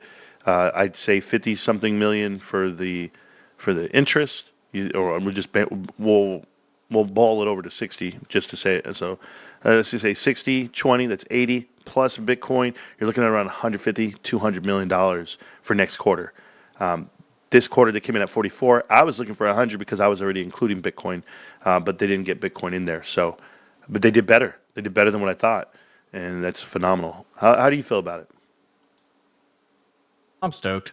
I mean, I think the from operating loss last year to adjusted operating income speaks for itself. This is quarter one. This isn't even. And do you remember the GameStop's closures? In January they were just shutting down stores left and right. January, February. Yeah, I think that's a huge swing, and I'm all for it. Yeah, they knew what they were doing. They were closing down unprofitable stores, but remember, there's leases involved. There's logistics. There's equipment. There's a lot of controllables there. But if you can take your time with it and know that no one's going to come knocking on your door and demand anything of you, then you get to have results like this. So to be sitting on $6.4 billion of cash, I want to hear those conversations the rest of my life. 6.4 and growing, and I think that the stock price is going to actually go up over the next quarter, without a doubt. I don't think people can sit here and just be against what this movement is. I mean, this is real profit, real transition, and real turnaround. And to sit here at 29 and telling you 29.80, it's just not where it's at. Considering you're going to have an increase in interest of at least $40 million, and you're going to have an increase in Bitcoin purchases that's going to net you, a profit of 80 million from 50 to 80 million. So you're looking at another 130 on top of the 200. You're looking at $300 million for the year. I'm just letting people know. So it's actually mind blowing to think of that this little company that everyone wrote off and people were saying was going to go bankrupt people still say is going to go bankrupt, is sitting here looking pretty. And it's like having the pretty girl at the ball, right? The pretty girl at the dance. But no one's seeing her or evaluating her correctly. That's okay. I'm happy to dance with the pretty girl every chance I get. Yeah, no, I'm with you guys. If you guys don't see the true value of what GameStop did and what they've shown right now, this is a true pivot. This is a turnaround. If you're looking for the whites of the eyes, they're looking at you dead in the face. Guys, this is $300 million waiting to happen for the year, and it's going to go above that. It can go crazy right now. I'm dying to see what they can do with Christmas, with these new numbers, with the controlled expenses, and with everything off the table. You're talking about gaining 25 million next year in the same quarter with those expenses that came across. Like they could be doing, instead of 44 million, it could be 70 million on quarter one, which does not happen. And now that you have a console cycle release and you have more Pokemon coming and you have a good run at it, I think people need to start putting more on it. What GameStop is, it's extremely profitable, and it's been that way. Yeah. So, thank you guys. One other caveat, and I gotta get back to work, so I'll make this short and sweet. The white label products for all the Nintendo Switch 2 product, the controllers and the cables and the GameStop dock and the SD cards, those are high quality, and they're less expensive than the ones that you would get from SanDisk or Nintendo. I think that's also going to be a boost that I don't see many people talking about yet. Yeah, we talk about it here. We talk about private label and how you're able to make huge amounts of money and profit and margin off of it, and you put your own tag on it because it's coming. It's coming. There's not a supply chain shortage issue, anything like that. Merciless Mercy says, Jake Kerwin, wife here, jumping in to see what all the fuss is about. Now I'm addicted. To the moon, GameStop. Yes, ma'am. Mercy, just want to let you know, if you really are related to Jay, that's awesome. And Jay's a smart man. And GameStop is one of the most profitable companies that no one wants to talk about. And they just proved it. They proved it, and they just had record-breaking earnings today. So when it all happens, when this year plays out, I don't know what Wall Street gets to do. I don't know how they get to fight this off. But GameStop absolutely proved that they're not a meme stock. They're a profitable company, and they're doing it on all cylinders. They are a $200 million company right now, guys. Profit, trailing 12. If you guys don't know what that is, go look at it again. That's $1 billion divided by 5. It's a lot of money. And to be that company, when everyone's wished death upon you, I want you to go look at the transition and the sum of all parts of this investment. And like I told you, the most important part is you. Appreciate you, brother. Get back to work. I'm around. That's Aaron, guys. Take care, Aaron's been brother. a part of Have the a good show for a while now. Appreciate you. If there's anyone else that wants to walk in, you guys just got to click the link at the top of the public chat, and I appreciate you doing that. I will try to read some of the chat. If you guys ask questions and you guys keep going, I'll answer any questions I can. It's so weird seeing it dump after showing earnings. It's wild. No, it's fine. It's normal. You guys know that I don't care about daily action. I do get excited for you and for me, but 38 on EBITDA, yeah, it's going to look good. And again, I've been on this channel for 3+ years. Scott? Yeah, Scott has. Scott's been around. This is a dump for ants? Oh, yeah, $28, bros. Are you guys kidding? Like, we're not going anywhere. It's almost 29 again. So you're still within the Dorito. You're still take it all the way through. You know, GameStop does have their annual shareholders meeting tomorrow. So they could announce anything at that time. They could tell you the direction of what they're going to be doing and their outcome and the way they see it. But this is this is par for the course, as they would say. And in the chat right now on the channel is going to be because I can. Because I can. How you feeling, sir? What's going on, Jay? Hey, how you doing, man? I'm killing it, bro. I'm killing it. Hey, great. Hey, man, congratulations for doing another earnings day, man. I got to rewatch the whole thing. I'm in a terrible signal spot, but I want to tell you, hey, thanks for everything, man. Oh, you're welcome, and thank you again for everything you do for us in this community. Like I said, I read some of those things you were saying in the Discord, and I appreciate it. All love and support for what we do here. And moving forward, I mean, it's going to be awesome, man. This is just another chapter in all the chapters, right? So maybe the stock price doesn't take off like, I wanted it to, like I don't mind saying. But for a lot of you guys out there that know what this show's about, this is the true transition, the true pivot for what GameStop's doing. And I'm just happy to be a part of it. I'm happy to help and do my part. So ask not what your company can do for you and your investment can do for you, but ask what you can do for your company and your investment. That's the truth. I have to get. Go ahead. Like you say, no robot. I agree. Like the price and the two different things. As a guy who used to grade collectibles, the way that GameStop right now with PSA, and enjoy those services. It's a great service. I'm actually used to having like a turnaround for like 8 months. So like we should say like I'm used to the wait, but even then like it's actually not faster than I imagine. Every day, I get busy with life, so I don't really notice like the turnaround time. But if you put in something, but get another set in, it just becomes a repeatable cycle. I hear you, brother. You sound like a robot, but you're doing good. I'll catch up with you, though, all right? All right. Hey, can't stop, won't stop, GameStop. I agree. Thank you, sir. All right, so here's Larry Chang. He put it out. He put out the info here. He's pretty excited about the cash. Marketable securities of $6.4 billion. Adjusted net income of $83 million, which I've told you. Net income of 44 and sales of 732. Phenomenal numbers. And any way you cut it, to have income of 83 million on an adjusted EBITDA part, I know net totals 44, but 83 versus a negative number last year. And when you start doing this and you start annualizing on these numbers, you guys are going to find out that 100 million is not out of reach every quarter. And then that's when you become a $500 million company on profit. And if you guys ever want to see like what that looks like on your balance sheet here, like what it'll do for you. Is it PLTR, right? Something like Palantir, where their net income is $500 million. Sound familiar? Their revenue is $3 billion. Sound familiar? You know what doesn't sound familiar? So Palantir here has revenue of $3 billion, just like GameStop. The same net income which GameStop will have. GameStop will have $500 million. Just hang out with me for a bit. But what these guys don't have, what GameStop doesn't have, these guys do. These guys have $300 billion of market cap. These very similar.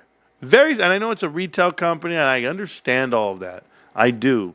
I'm just talking sheer value. This is a company that walks around, okay?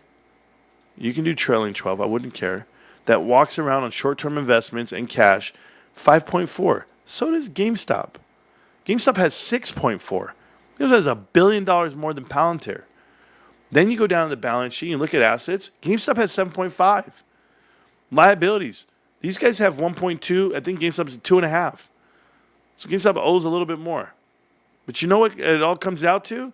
It all comes out to the cash per share or what we call book value.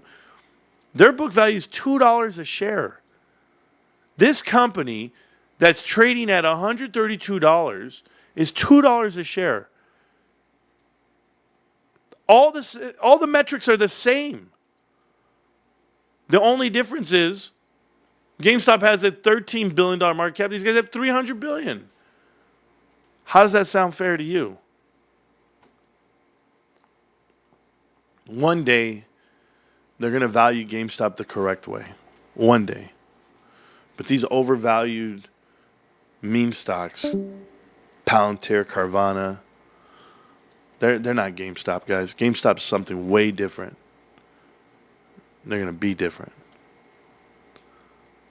Equals cash plus Bitcoin. Sure motion. As of this time, it's just cash. Might have to go Kung Fu Panda tonight. You know what's crazy? Like, you guys are like oblivious to a lot of things, right? Oh, they have 2 billion shares, 3 billion, whatever it is. Yeah, I know. But like, to make that comment where you say, well, this is cash plus Bitcoin. No, motion. Stop getting ahead of yourself. These numbers were reported for last quarter, as in last month when it ended back in April. This is not today. Today, right now, me and you talking GameStop probably has more cash than 6.4. You get where I'm coming from with that? You're 2 months behind on info. You always will be a month and a half behind. Just because we're up to date on our investment, because we know what they're doing as they're doing it, we track it, we're a lot different. But that chart is going to show you something different very soon. People are going to have to start finding value in what really just was announced. People can get out of it, and then they find the bottom, and then they buy it up. And they go, you know what? We want to be a part of that company. Coming out the gate tomorrow, you might find some true value. Motion don't know the motion of the ocean. Inverse head and shoulders forming right now in the after hours. Reversal's coming. Well, there you go. It's right there. There it is. There's a shoulder, there's a head, and there's a shoulder. Boom. Let's go get those knees and toes up here at 31. It's going to happen. We're already at 29 plus, shooting back up. The numbers are real. This 27.7 cash value, acting pretty good now. Might be all right. Yeah, maybe. Sub 25 one more time. No, end game. No, not going to happen. I think Ryan Cohen should buy more Bitcoin, let's say 3x. If Bitcoin goes up 150K, GameStop will be almost up $1 billion next quarter. Jason G, please stop thinking. You're doing really good at that. That's all I can tell you. Well, guys, that's the show going over the sheet. If you guys don't have any more questions, I'll still be here. I appreciate you guys for everything you do. I apologize for leaving that up on the screen and not the stock itself. There's the head and shoulders. I apologize. Head, shoulders, inverse. It means upside down. And we're going to find a run right now all the way back to it. So as it runs, as you guys do your thing, you guys know that I'll play you songs. I'll do what I want. If you guys have a question, type it in the chat. Get my attention. If not, I'm just going to keep shopping GameStop every day for the next year, as these earnings have proven and shown. GameStop's a profitable company. They're a complete turnaround, and the value's coming. Wall Street will catch up, and so will you. GameStop. Can't stop, won't stop GameStop. I'm going to still be around, millionaires. Just let me know what you guys want to do. If you guys have a question, I'll answer it. Peace. We stop at every GameStop, from beach towns to the bus stop. Control our dreams and trading scenes. Switch games, plushies, and shiny things.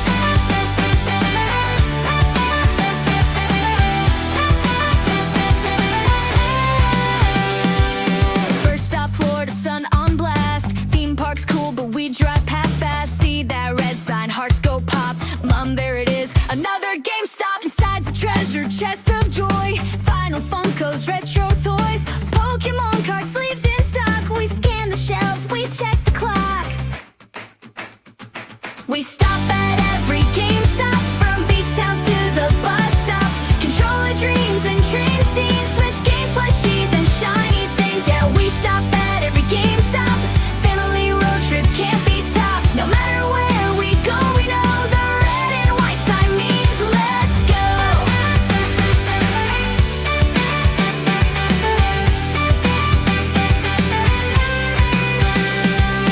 One by the mall near Cheesecake Slice, one by the beach, they were super nice. Staff said hi with a knowing grin. You're the third family today, who's been? Dad found deals on games he missed. Sister grabbed a Mario twist. We took a selfie near the wall. Collectibles, we want them all.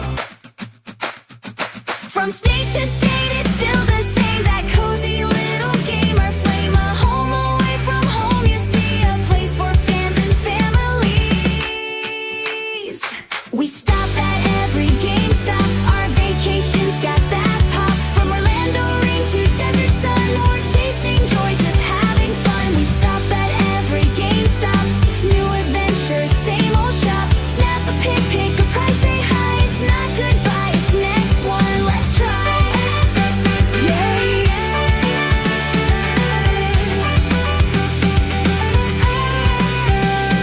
We stop at every GameStop. Just one more before we drop. Yes, we stop at every GameStop, guys. Welcome back to Marantz Rantz. Plenty of good information, a little bit of motivation, a whole lot of truth, no financial advice. These songs are made by Trove. Trove is our music producer for the show. Trove has come through in a big way. I know everybody gets jacked up on the, Welcome to the Jungle and the System of a Down and all that. I got you. But Trove put in a lot of work for these songs. It means so much to the community. It creates motivation, a lot of whole stimulation, and it gets me going up and up and to the right on this stock and channel. Now, I am still reading the chat, guys. I'm just sitting here having a conversation with you. I sat down, one, because I've been on my feet for the last 5 hours. I haven't eaten. I have not drank anything really materially that I need to, but I'm still with you. So is it AI music? Yes, Trove uses his own foundation on how to make the music itself. I don't get too involved with it. I just know that they're phenomenal songs. And if you don't like them, well, I can't help you there. But there's been some great ones along the way. We're just prepared for any outcome. We're already making songs for Christmas, and so we do them. We love them, and I hope you guys love. I picked some. I didn't pick them all, but I picked some to play, and throughout the show for this earnings show, and it's just to show homage and respect to Trove and what he does for us. And additionally, all the thumbnails are Trove as well. Trove is the artist for the show. Creative design. Now, he does talk to me about it. He does send it my way. I do pick and choose some. I don't choose them all. It's hit and miss, but a lot of times we're on the same wavelength because we're connected that way. Trove and I have had plenty of conversations offline about how we view, GameStop and the channel and where we're going. In addition, I have not given a shout out to the research team for the show. I do have one guy who does above and beyond anyone else. His name is Jay. If you guys do not know Jay, Jay's in the chat all the time, but Jay contributes more than anyone in the world for this show. So I'm forever thankful for those two gentlemen. And like we've talked about in the past, there's more ways to contribute to this community than just, hey, here's a super chat or here's a membership. Time and effort and energy and education. And I try my best too, but we give back to the people. We give back everything we can when we can. And I'm just happy you guys are part of the community. So, but thanks again for that. But as I sit here and I talk to you about GameStop and how great it's been over the last 4 years, today was the absolute best balance sheet, the best announcement, the best numbers for a Q1 that you could ever imagine. And I think it's only going to get better as we go. I think this is one of the few companies that doesn't trend like macro trends. It doesn't take on whatever's going on in the world and the economy. Their earnings comes out and the first thing you hear is Donald Trump's going to be live doing an interview right now. Okay, well, let's go shovel up old Donnie Boy in front of the crowd And let's do that rather than to distract the world from what GameStop's really doing. I promise you, the whole world revolves around GameStop. Well, at least my world does. And that's how it is. So if you guys like the show, if you guys like the songs, feel free to like, subscribe, and join the show, join the crew. The Discord's completely free. It always will be. We'll never charge you for it. And we give out tons of information. Things I have not talked about today would be any of the Connect the Dots. I haven't even talked to you guys about that whole series, the whole documentary series of Connect the Dots, why people come to the show, why people interview with us. For that aspect, I left it alone today. I just wanted to concentrate on GameStop. They can only spoof so much. Something's going to break. Absolutely. Profit margins over 30%. Shorts are effed. You know what's crazy about that? Oh, thank you, Vision. What's up, man? How you doing? Hey, while you guys are here, there's 500 of you. Go out there. Well, there's been like 7,000 of you on the show.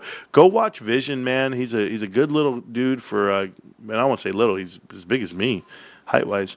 But he's a YouTuber that opens up packs of cards and he does Pokemon, and we donated to him earlier, and we've been doing things, and I'm going to try to link up with him coming up on a giveaway. And Vision's Pokemon, that's his name, Vision Games Pokemon. He's a good dude for the movement of Pokemon cards and things, but we all know where Pokemon cards come from. They come from GameStop. GameStop is a little textile company all over again. You know, see, somebody understands. They really understand what this is, so I'm just very excited for it all. I couldn't be more excited, to be honest with you. I've tried to find a way to be more excited, and it just doesn't happen. So we'll do it. Oh, by the way, guys, in the background, I am playing League of Legends right now. So if you ever see me like zoning out, it's because I'm like literally paying attention to you and them. But another song from Trove, here it comes. It's called "Don't Call This a Comeback." Funny, more like fitting. Vision's doing. I don't know if you should be opening anything, but they're shorting the shit out of this stock. They're doing their thing. It doesn't matter. The numbers couldn't be any better. So, you know, do what you guys got to do with all respect. I mean, bring it. It's going lower. The RSI's flipping and the MACD's flipping, I should say. So they'll do what they want, I guess. But me, I'm just going to keep buying the shares. I'm okay. I'm not in any rush. I'm actually kind of happy. Like, I'm not kind of happy. I'm happy every day that GameStop doesn't run, right? Like, I'm just like, yeah, we get to keep doing this. As in we get to keep accumulating more at these levels, because it won't be at these levels for very much long. Like, the more this happens, the more GameStop keeps announcing amazing numbers like they did today. These numbers are absolutely amazing, and you just got to find value. And you won't find value right now until Wall Street wants to admit defeat, which takes time, but that's okay. It's okay, you know. I know how to do math. I know what I'm looking at. I know how to break it down. And they absolutely killed every single number. So I'm excited. Anyway, on that note, guys, I am going to take off. I'm losing energy. I've been here all day, man. It's been hell of a time. I appreciate you guys so much. You guys know that. But as of now, because we're going to continue to hold. I mean, I am. I just want to say thanks again for all the love and support of the channel, for the crew. Subscribe, like, do your thing, share the channel best way you can. We appreciate it. GameStop. Can't stop, won't stop, GameStop. I'm going to see you around, millionaires. Peace. All this static again. Price don't move, just bends. Same chart, same doubt. Same noise I tuned out. I've got tabs full of notes and no one to show.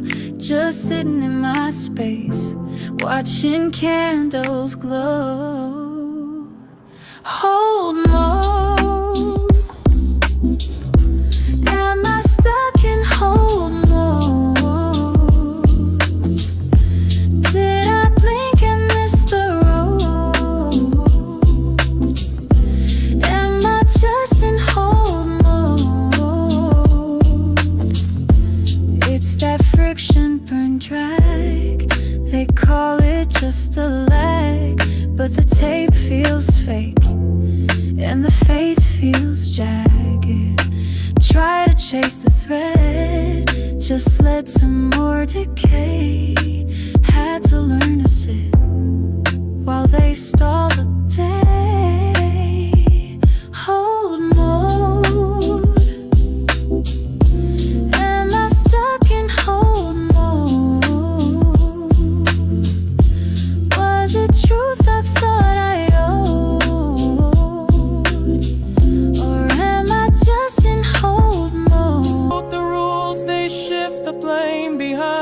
curtain, it's the same old game. No names, no face, no S-kick fines, but they hold the leash and they draw the lines. We followed filings, saw the spark. Now we rise from out the dark. Bill Hoang moved silent, unseen hands, built towers tall on shifting sands. Pluck and cried and cashed a check, while we got paused to protect. Sorkin smirked on CNBC, are you sure you're fighting tyranny? But we had charts and we had fire, and now we're coming for the wire.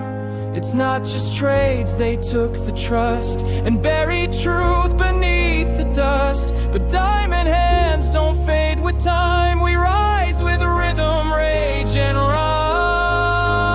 It's not the hedge fund, it's the ones who hide behind the tape. The PFOF tide, they pull the strings, then play pretend. But justice waits around the bend. We name the fraud, we call it out. No more silence, no more doubt. Behind the curtain, eyes are wide. The people rise, the fear subsides.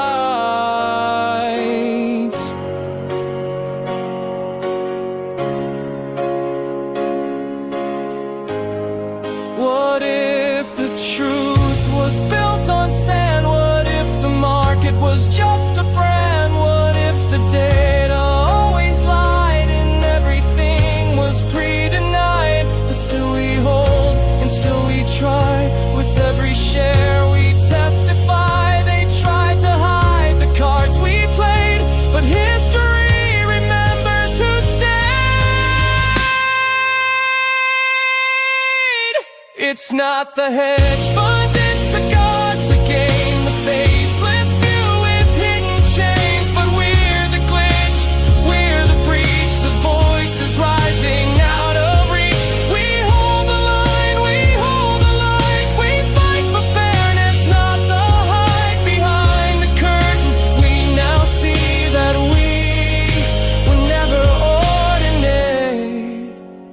They thought we'd leave, they thought we'd break, but we became the market.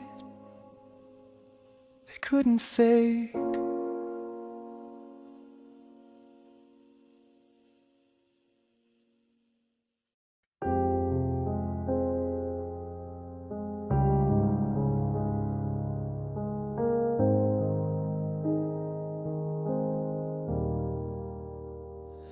I still remember that January flame.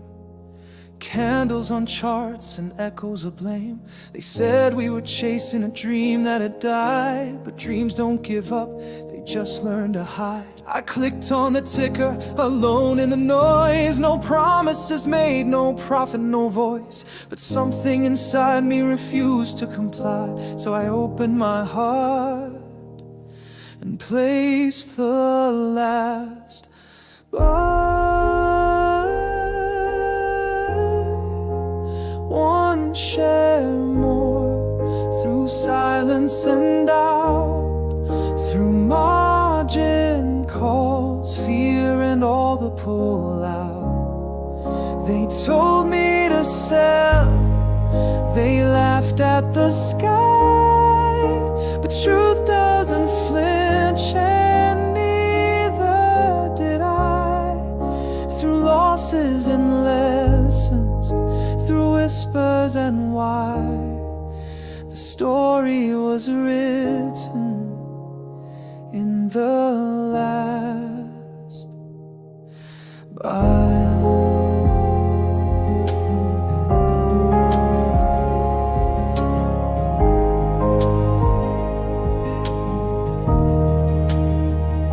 They called it a meme, they mocked every post, but behind every trade was a personal ghost. A job that was lost, a voice never heard, a vote in the system that trembled at words. Not just a stock, not a ticker on screen, it was trust in ourselves and what it could mean. And maybe the market still never asked why, but they felt the quake from the last buy.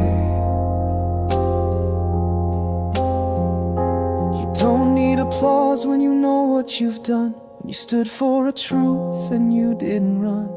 Not for the squeeze, not for the trend, but because conviction doesn't pretend. One share more through valleys and climb, through headlines that faded, through doubt turned to time. Let history wonder, let critics deny, but it all turned on the last buy. And if they ask what I did, I'll smile and reply, I held the line and made the last buy.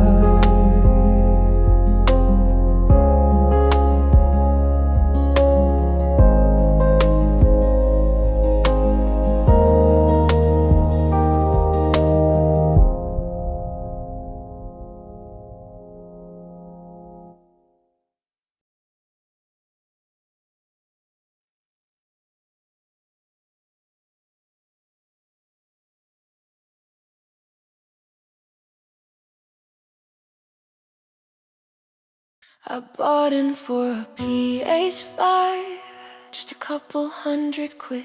Thought I'd flip it, feel smart, but what I found was something bigger than me. Something broken and a reason to hold. Bought the dip, just chasing gain. 500 pounds relieved some strain, but the deeper I went, the more I saw. This game was rigged, this market raw. Fills to deliver, shares from thin air. Phantom stock sold like no one cared. I read the filings, cracked the code, and saw the lies that Wall Street wrote. They said risk controls, but it smelled like fear. Turn off the buy, cause the truth was near. I saw the cracks and the puppets dance. 1,000 lies, a second chance. This ain't just stock, it's soul, it's fight. It's late night tears and holding tight. It's just as wrapped in retail dreams, a slingshot tearing at their schemes. I hold for every time they lied. I hold for the ones who never tried. It's not a game, it's the way we cope. A future born from stubborn hope. They bundled truth with garbage flames. BB, AMC games. Apollo wolves dressed up as friends. Bleeding brands until the end. But GME, that wasn't the same. They mocked the store, ignored the name. But deep beneath that retro shell was data, cash and rise in hell. They tried to break it, we built belief. They shorted shares, we found our grief had meaning. This ain't just stock, it's time, it's grace. It's telling your boss you'll own your space. It's breakfast with your kids at 9. Not chasing debt or working blind. I hold for the bills I'll burn. I hold for the tables turn. We're not dumb money, we're wide awake. One small stock for freedom's sake. From scrolling threads on lunch breaks late to voice notes whispered past the gate between the emails and the chores. We study charts and crack the scores. Not basement bros or movie scenes. We're parents, workers chasing dreams. No Bloomberg screen, no secret gear. Just courage, phones and something clear. They thought we'd fold, but we held tight. Lit up the dark with handheld light. We're not the story that they sold. We're everyday, and still we hold. They turned off the buy button, but we turned on the lights. They said risk, but we saw control. Congress played dumb, regulators folded, and still we held. They didn't expect us to read, to learn, to stay, to fight, to believe. This ain't just stock, it's war, it's peace. It's knowing when you won't retreat. It's every voice they try to mute, now breaking through with truth on loop. We hold for every hand betrayed. We hold cause justice don't get swayed. They wrote us off, called us absurd, but we rewrote fate with every word. This ain't just hope, it's will, it's proof. They can't undo us, we're the truth. I never got that PS5, but I got something better. A reason to stay awake, a reason to hope for me, for all of us.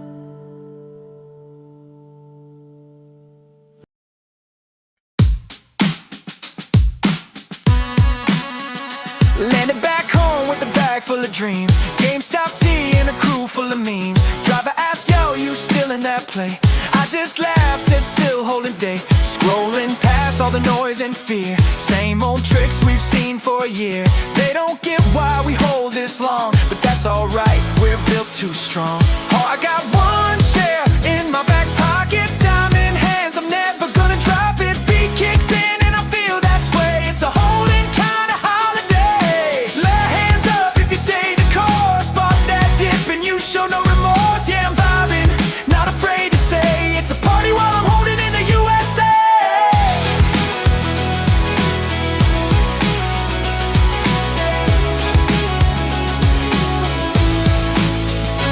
They said fold, but I stood my ground.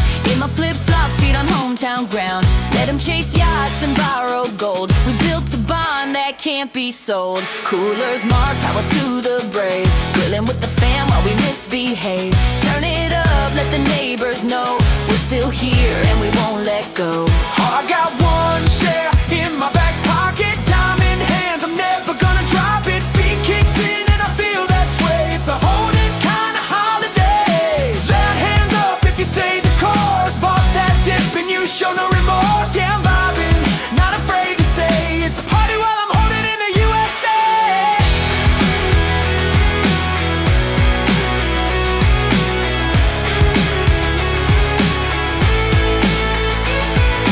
Left foot, right foot, hold that line for the nurse, the vet, the night shift grind. For the gamer kid with the second-hand screen, you held the light when no one believed. One share, one chance, one shot, I'm holding. One crowd, one voice, one dream, still rolling. I got one share in my back pocket, game's not done, we're never gonna stop it. Beats still banging while we make our play, it's a holding kind of holiday. Slide hands up, throw your fists to the sky for the ones who stay true, never lived a lie. Yeah, I'm vibing, never walked away, it's a party and I'm holding in the USA. I'm holding, still holding, I'm in the USA. You already know, stay.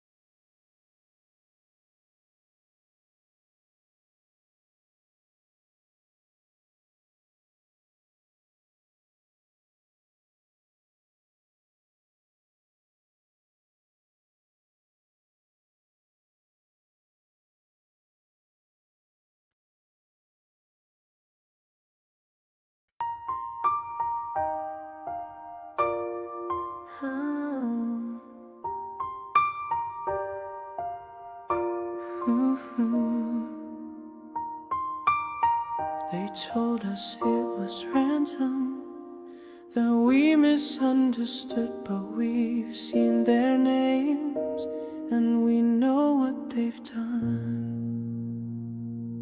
They paused the trades and played it smooth, while Vlad Tenev just dodged the truth. He blamed the books, he blamed the rules, but told the press we're just some fools. Alyssa Lee just gasped on air while Sorkin asked if this was fair. Gaspar Renault raged on cue like retail mobs don't have a clue.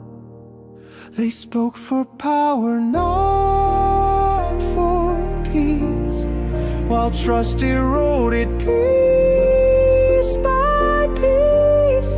They gaslit crowds with snide attacks. Then Michael Pachter stabbed our backs.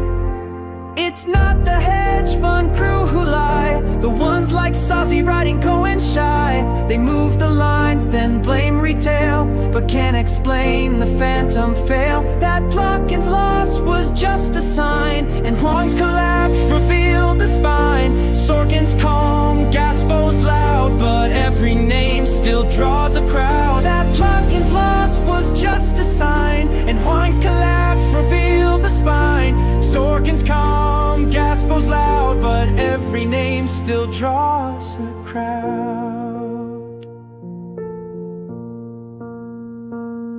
Gabe Plotkin lost, then found his way with Citadel to save the day. Ken Griffin, king of order flow, just smiled while trade stopped mid-show. They laughed at memes and diamond hands, but never read the FY scans. Pierce just shrugged and watched the tide, while millions screamed from the other side. They said you're wrong, but we had proof.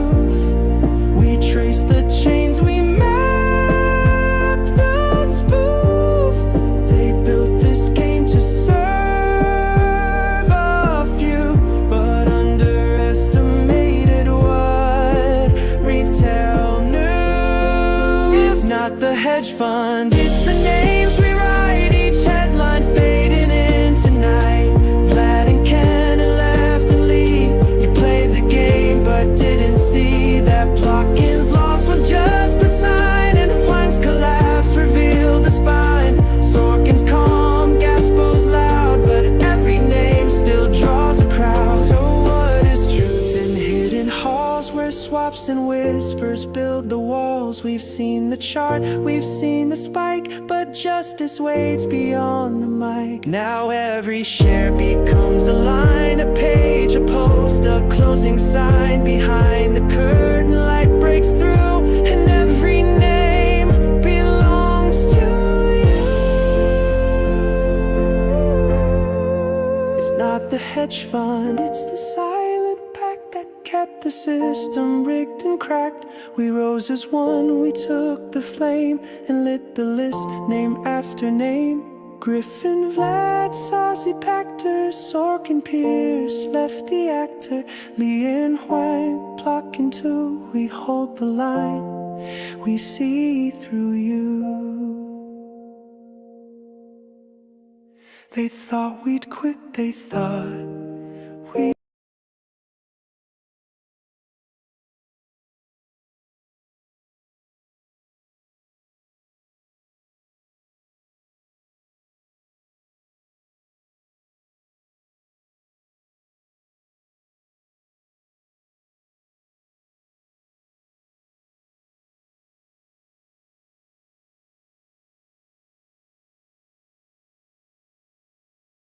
Yellow. They laughed when we walked through fire, called it dead, called it done, liquidation flyer. But under the rust was a sharpened blade. We cut through noise, disciplined and unafraid. GameStop was bleeding, gutted, slow legacy retail. They said let it go, but we saw signal in the static storm. Trimmed the fat, then rebuilt the form. From dis to digits, from shrink wrap to chain, from junk stock joke to capital gain. Cut costs cold, every margin tight. RC said let's fix it right. You had to cut costs very aggressively. No bailout, no Wall Street cheat. Just clarity, chaos, and blistered feet. But still we stood, no hedge, no grace. Built our own engine in open space. YOLO, no map, no guide, just storm and tide. We made a move when the world said hide. Now truth and Bitcoin collide. YOLO, we don't borrow, we don't fold. Not sailor, not meta, not bought or sold. From meme to movement, brave and bold. Convictions, currency is gold. YOLO. Bitcoin has unique advantages. Gold's got mass, but Bitcoin's mind. Instant, portable, one of a kind. No armored trucks, no vault, no key. Just sovereign freedom, digitally. No trust required, no paper lies. Proof of work where power flies. Store of value, try store of war. Against the system we can't ignore. Fixed apply, no printer's curse. When fiat fades, this coin comes first. It's asymmetric, it's scarce, it's math. That's why we stepped off the beaten path. Don't follow GameStop, make your own decisions independently. One chance, one ledger, one truth, not just a trade, it's a stand. When history asks who dared to believe, say your name, say it loud, say YOLO, YOLO. One spark, one plan, no luck, just a retail clan. Built a lean with the rebel's hand, now Bitcoin's in the GameStop. To the skeptics we heard it all, to the doubters we watched you fall. From a piece of crap to a signal call, now we stand and we won't stall. YOLO. We currently own 47910 Bitcoin. Exactly.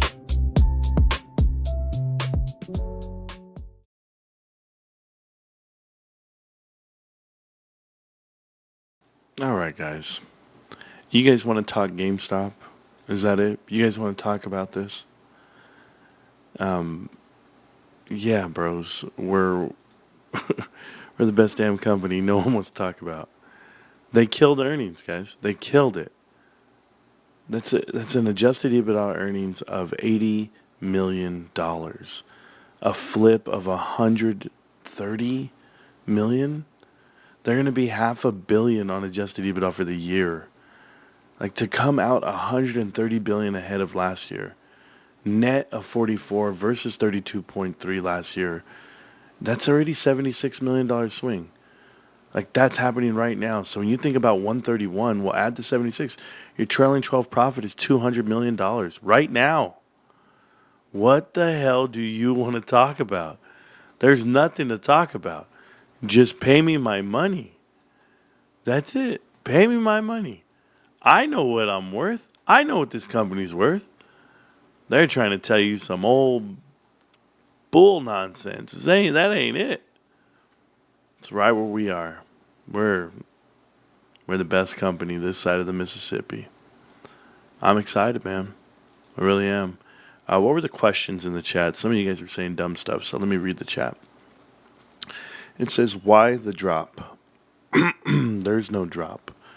Are you talking about stock price? Yeah, you're not making any sense.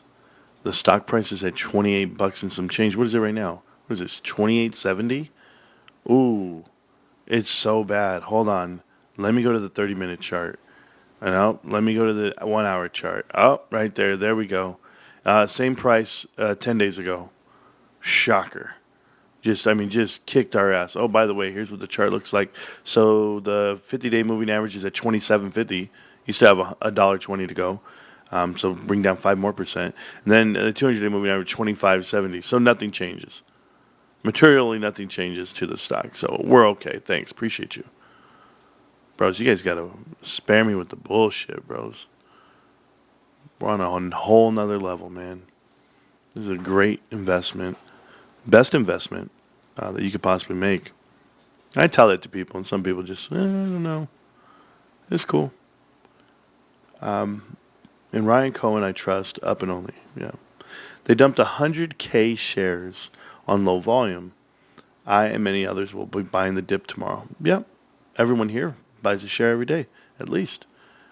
GameStop Hathaway, sure, that's what we are, GameStop away. It's not just a meme. Nope. It's not. They're reading it. Here's one from Johnny.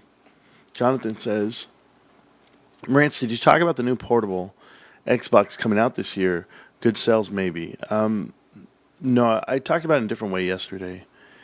And, you're always going to be a day behind if you're not watching the show and paying attention to like why we're so up on GameStop and know every aspect. To have new products to sell, it's the equivalent of having a new movie to put out. Like it's a big deal for GameStop. The Switch tells you new accessories, games, warranties, memberships. That inventory is falling into someone's lap. So these are all good things. And that's why GameStop has a lot to look forward to. These companies that want to survive and thrive, and this time Nintendo, Xbox, and Sony, PlayStation, they all want to have the same thing. They want to have the next thing. And they're realizing the handheld is where it's at because people want to be able to do it on the go. Not everybody wants to sit in front of their massive TV and play video games when the TV's used for streaming. It's used for streaming on all platforms. The more apps that come out, the more streaming apps, the less TV time that somebody might have, because they might not have the time to do what they want to do. Gaming, the whole reason why it was so valuable at every other year was you didn't do it at home, you did it at arcades. You did it pinball machines, you did it arcades, and then when it became a household thing, it was like you had to get an additional TV. So that helped out TV markets, to get an additional TV. But now it's like, well, then we had gaming for computers. Well, guess what? The cell phone took over. So there's always something that you're chasing, and you want to have the next thing. So shout out to Microsoft by trying to go that route. They're a little bit behind, but you don't always want to be the first one to the party. But in this case, Nintendo's been the first one for a long time on handheld. So you're never going to catch them on handheld. I mean, they go from the Game Boy to DS to the Switch. It's night and day. And whoever thought up the Nintendo Switch was a genius, because it does both, right? The cradle and what it does for mobile gaming. So there's a lot to look forward to. But the parts that people are not giving value to GameStop, where they're like absolutely out to lunch on it, is that GameStop came in on gross profit margin at 34.5%. If they can average 34.5% or anywhere near it the next year, you're in trouble, bros. I'm talking about massive, massive profits. That would be a swing of 1,000 basis points over the last 2 years. That's a 10% increase. Materially 6% operational profit, like the actual 6%, that's mind-boggling number. That makes it one of the most efficient companies running today. So I absolutely think people will find a way to give value to GameStop. They're gonna have to figure it out, but you guys are in the right path, man. Half of you guys are walking down the right aisle here. So that's how I feel about it. Did I say that? That's how I feel about it. But yeah, I get pretty excited.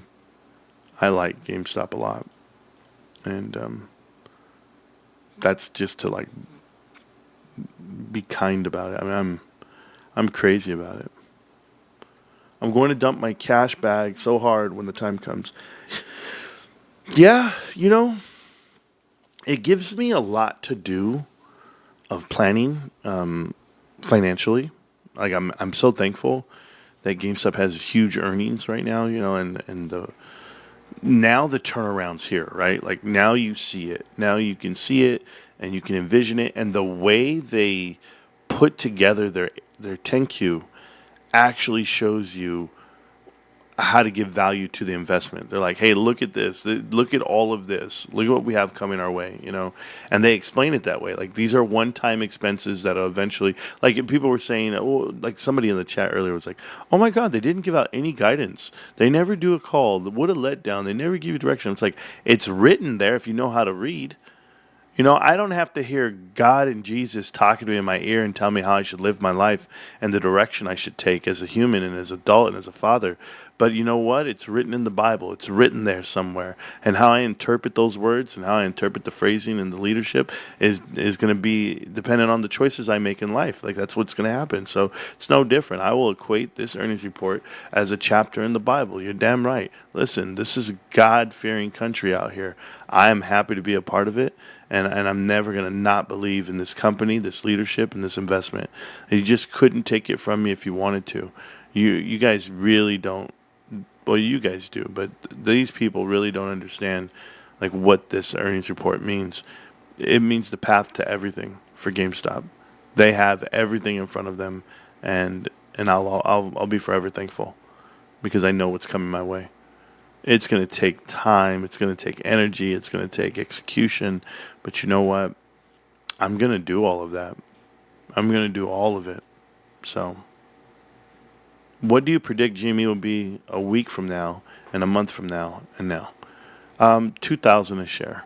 There. I mean, how ridiculous does that sound to say, what do you think it'll be a week and a week and a week? I don't care about price action for the weekly or the monthly. I don't care. I'm all about the company itself and the growth and when the company gets value, when they give it value. But I don't care where it goes. I'm not selling. Guys, that could never sell. Look at the story. The story's too good. It's headed in a different direction. It's headed in the up and right direction, and you can't get it back. You don't get to have this stock back. You don't get to have this investment back, Wall Street. Nope. It's ours. And we're going to hang on to it for a very long time. And I'm very excited about that. Certainly now that I already knew what was happening, but I didn't know it was happening this good. Like, this earnings report is that good. The fact that people probably won't give it the value it deserves is mind-boggling, but it absolutely is phenomenal. So that's where I'm at with that. There's nothing better than this earnings report right now.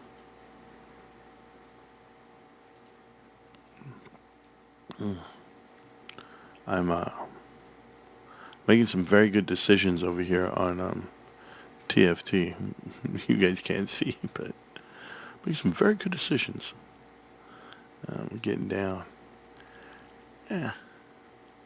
I need the other guy. That's what I need. One stock, one plan. One boom, boom, boom, hand, boom, boom. Dun dun dun dun dun. Dun dun dun dun dun dun. And then I'll answer some more questions right now. I'm just focusing on this one part of TFT that I have to focus on.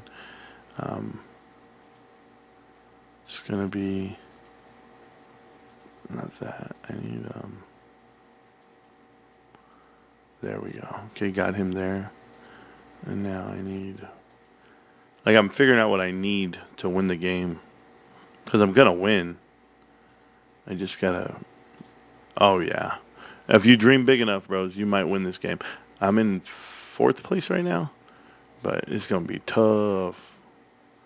This boy's got some shit. Yeah, that boy beat me last time. Okay, well, here we go, last round. If I don't win this round, then I don't win. Swirling, go to your answers were already answered.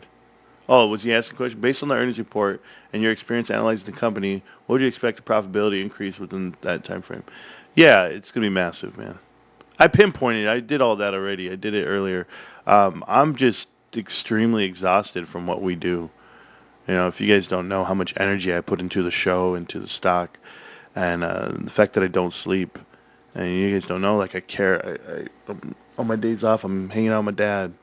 On my other days, I'm working. Well, I work every day, you know. I'm working either here or there. I'm studying and still go out dancing every Saturday, take the wife out. I'm always doing something. And so there's just a lot. There's a lot going on for me to find energy to get up and answer every question for you guys. That's the tough part. So I know the crowd, I know the people here, that's what they're telling you. They're like, hey, man, that guy's an animal. I know what they're telling you, but I'm just relaxing on it right now. Very, very exhausted. But you'd be exhausted too if you cared as much as I do about this company, about this investment. Man, I'm trying to figure out what's the next move. Like, I think it's this guy. There's this guy that I gotta grab, but I don't know where he's at. Oh, there's one right there. Shoot. Yeah, I don't care. Let's go for it. So I did find what I need, but then they killed me. Oh my God, I lost. That was a hard loss, dude. Wow. Losing like that is tough. That means it's time for me to go. I gotta take a nap, yeah. You'd be dancing if it was at 2K right now. 2,000? No, I wouldn't be dancing. I wouldn't be here. Still listening to Marantz. Just got home from work. GME is heading in the right direction. Profits for the Q1 with an awesome start to the year. Yeah, Aaron, it's phenomenal, man. GME is a lifetime investment. Love this company. Inking all day. You and I both. I love you, brother. Appreciate you and everything you've done for me and the community, and you continue to do. Inking all day. What a true pillar of strength for this show and this channel. Hey, I really like you guys, but I got to get going. I think I played every single song that's worth playing in the catalog, except for the Christmas song, which I'm going to save for Christmas. Last song out the door, I said I'd play it again and do it right, and I'm going to do it right. Appreciate you guys. I love you guys. Thanks again for GameStop and all the earnings, everything going great. This is a company that's forever, and I'll forever be in it. Listen to your CEO. He's going to tell you everything you need to know. Enjoy. Peace. I will speak briefly. My father always told me, talk is cheap. Actions speak louder than words. My responsibility is making sure GameStop is run by managers who treat company money like their own. In corporate America, the people in charge, the professional directors and management teams are not aligned with shareholders. They're always the recipient of stock grants. However, they rarely purchase company shares with their own savings. There's a big difference between risk-free compensation for showing up and putting a meaningful amount of your own money at risk. As a result, money is wasted, work is delegated, and a lot of time is spent managing short-term expectations and pandering to Wall Street. I like people who roll up their sleeves and do real work, people guided by principles, not robots who seek to rest. Invest. In corporate America, there's no shortage of overpaid executives, bad capital allocation, chronic waste, and serial delegators. As much as this behavior is both predictable and reprehensible, it is precisely what creates opportunities. They rest, we invest. They burn, we build. They're paid to show, but we bleed for real. No grants, no perks, just sweat and steel. We hold the line, they sign the deal. Thank you for being a shareholder.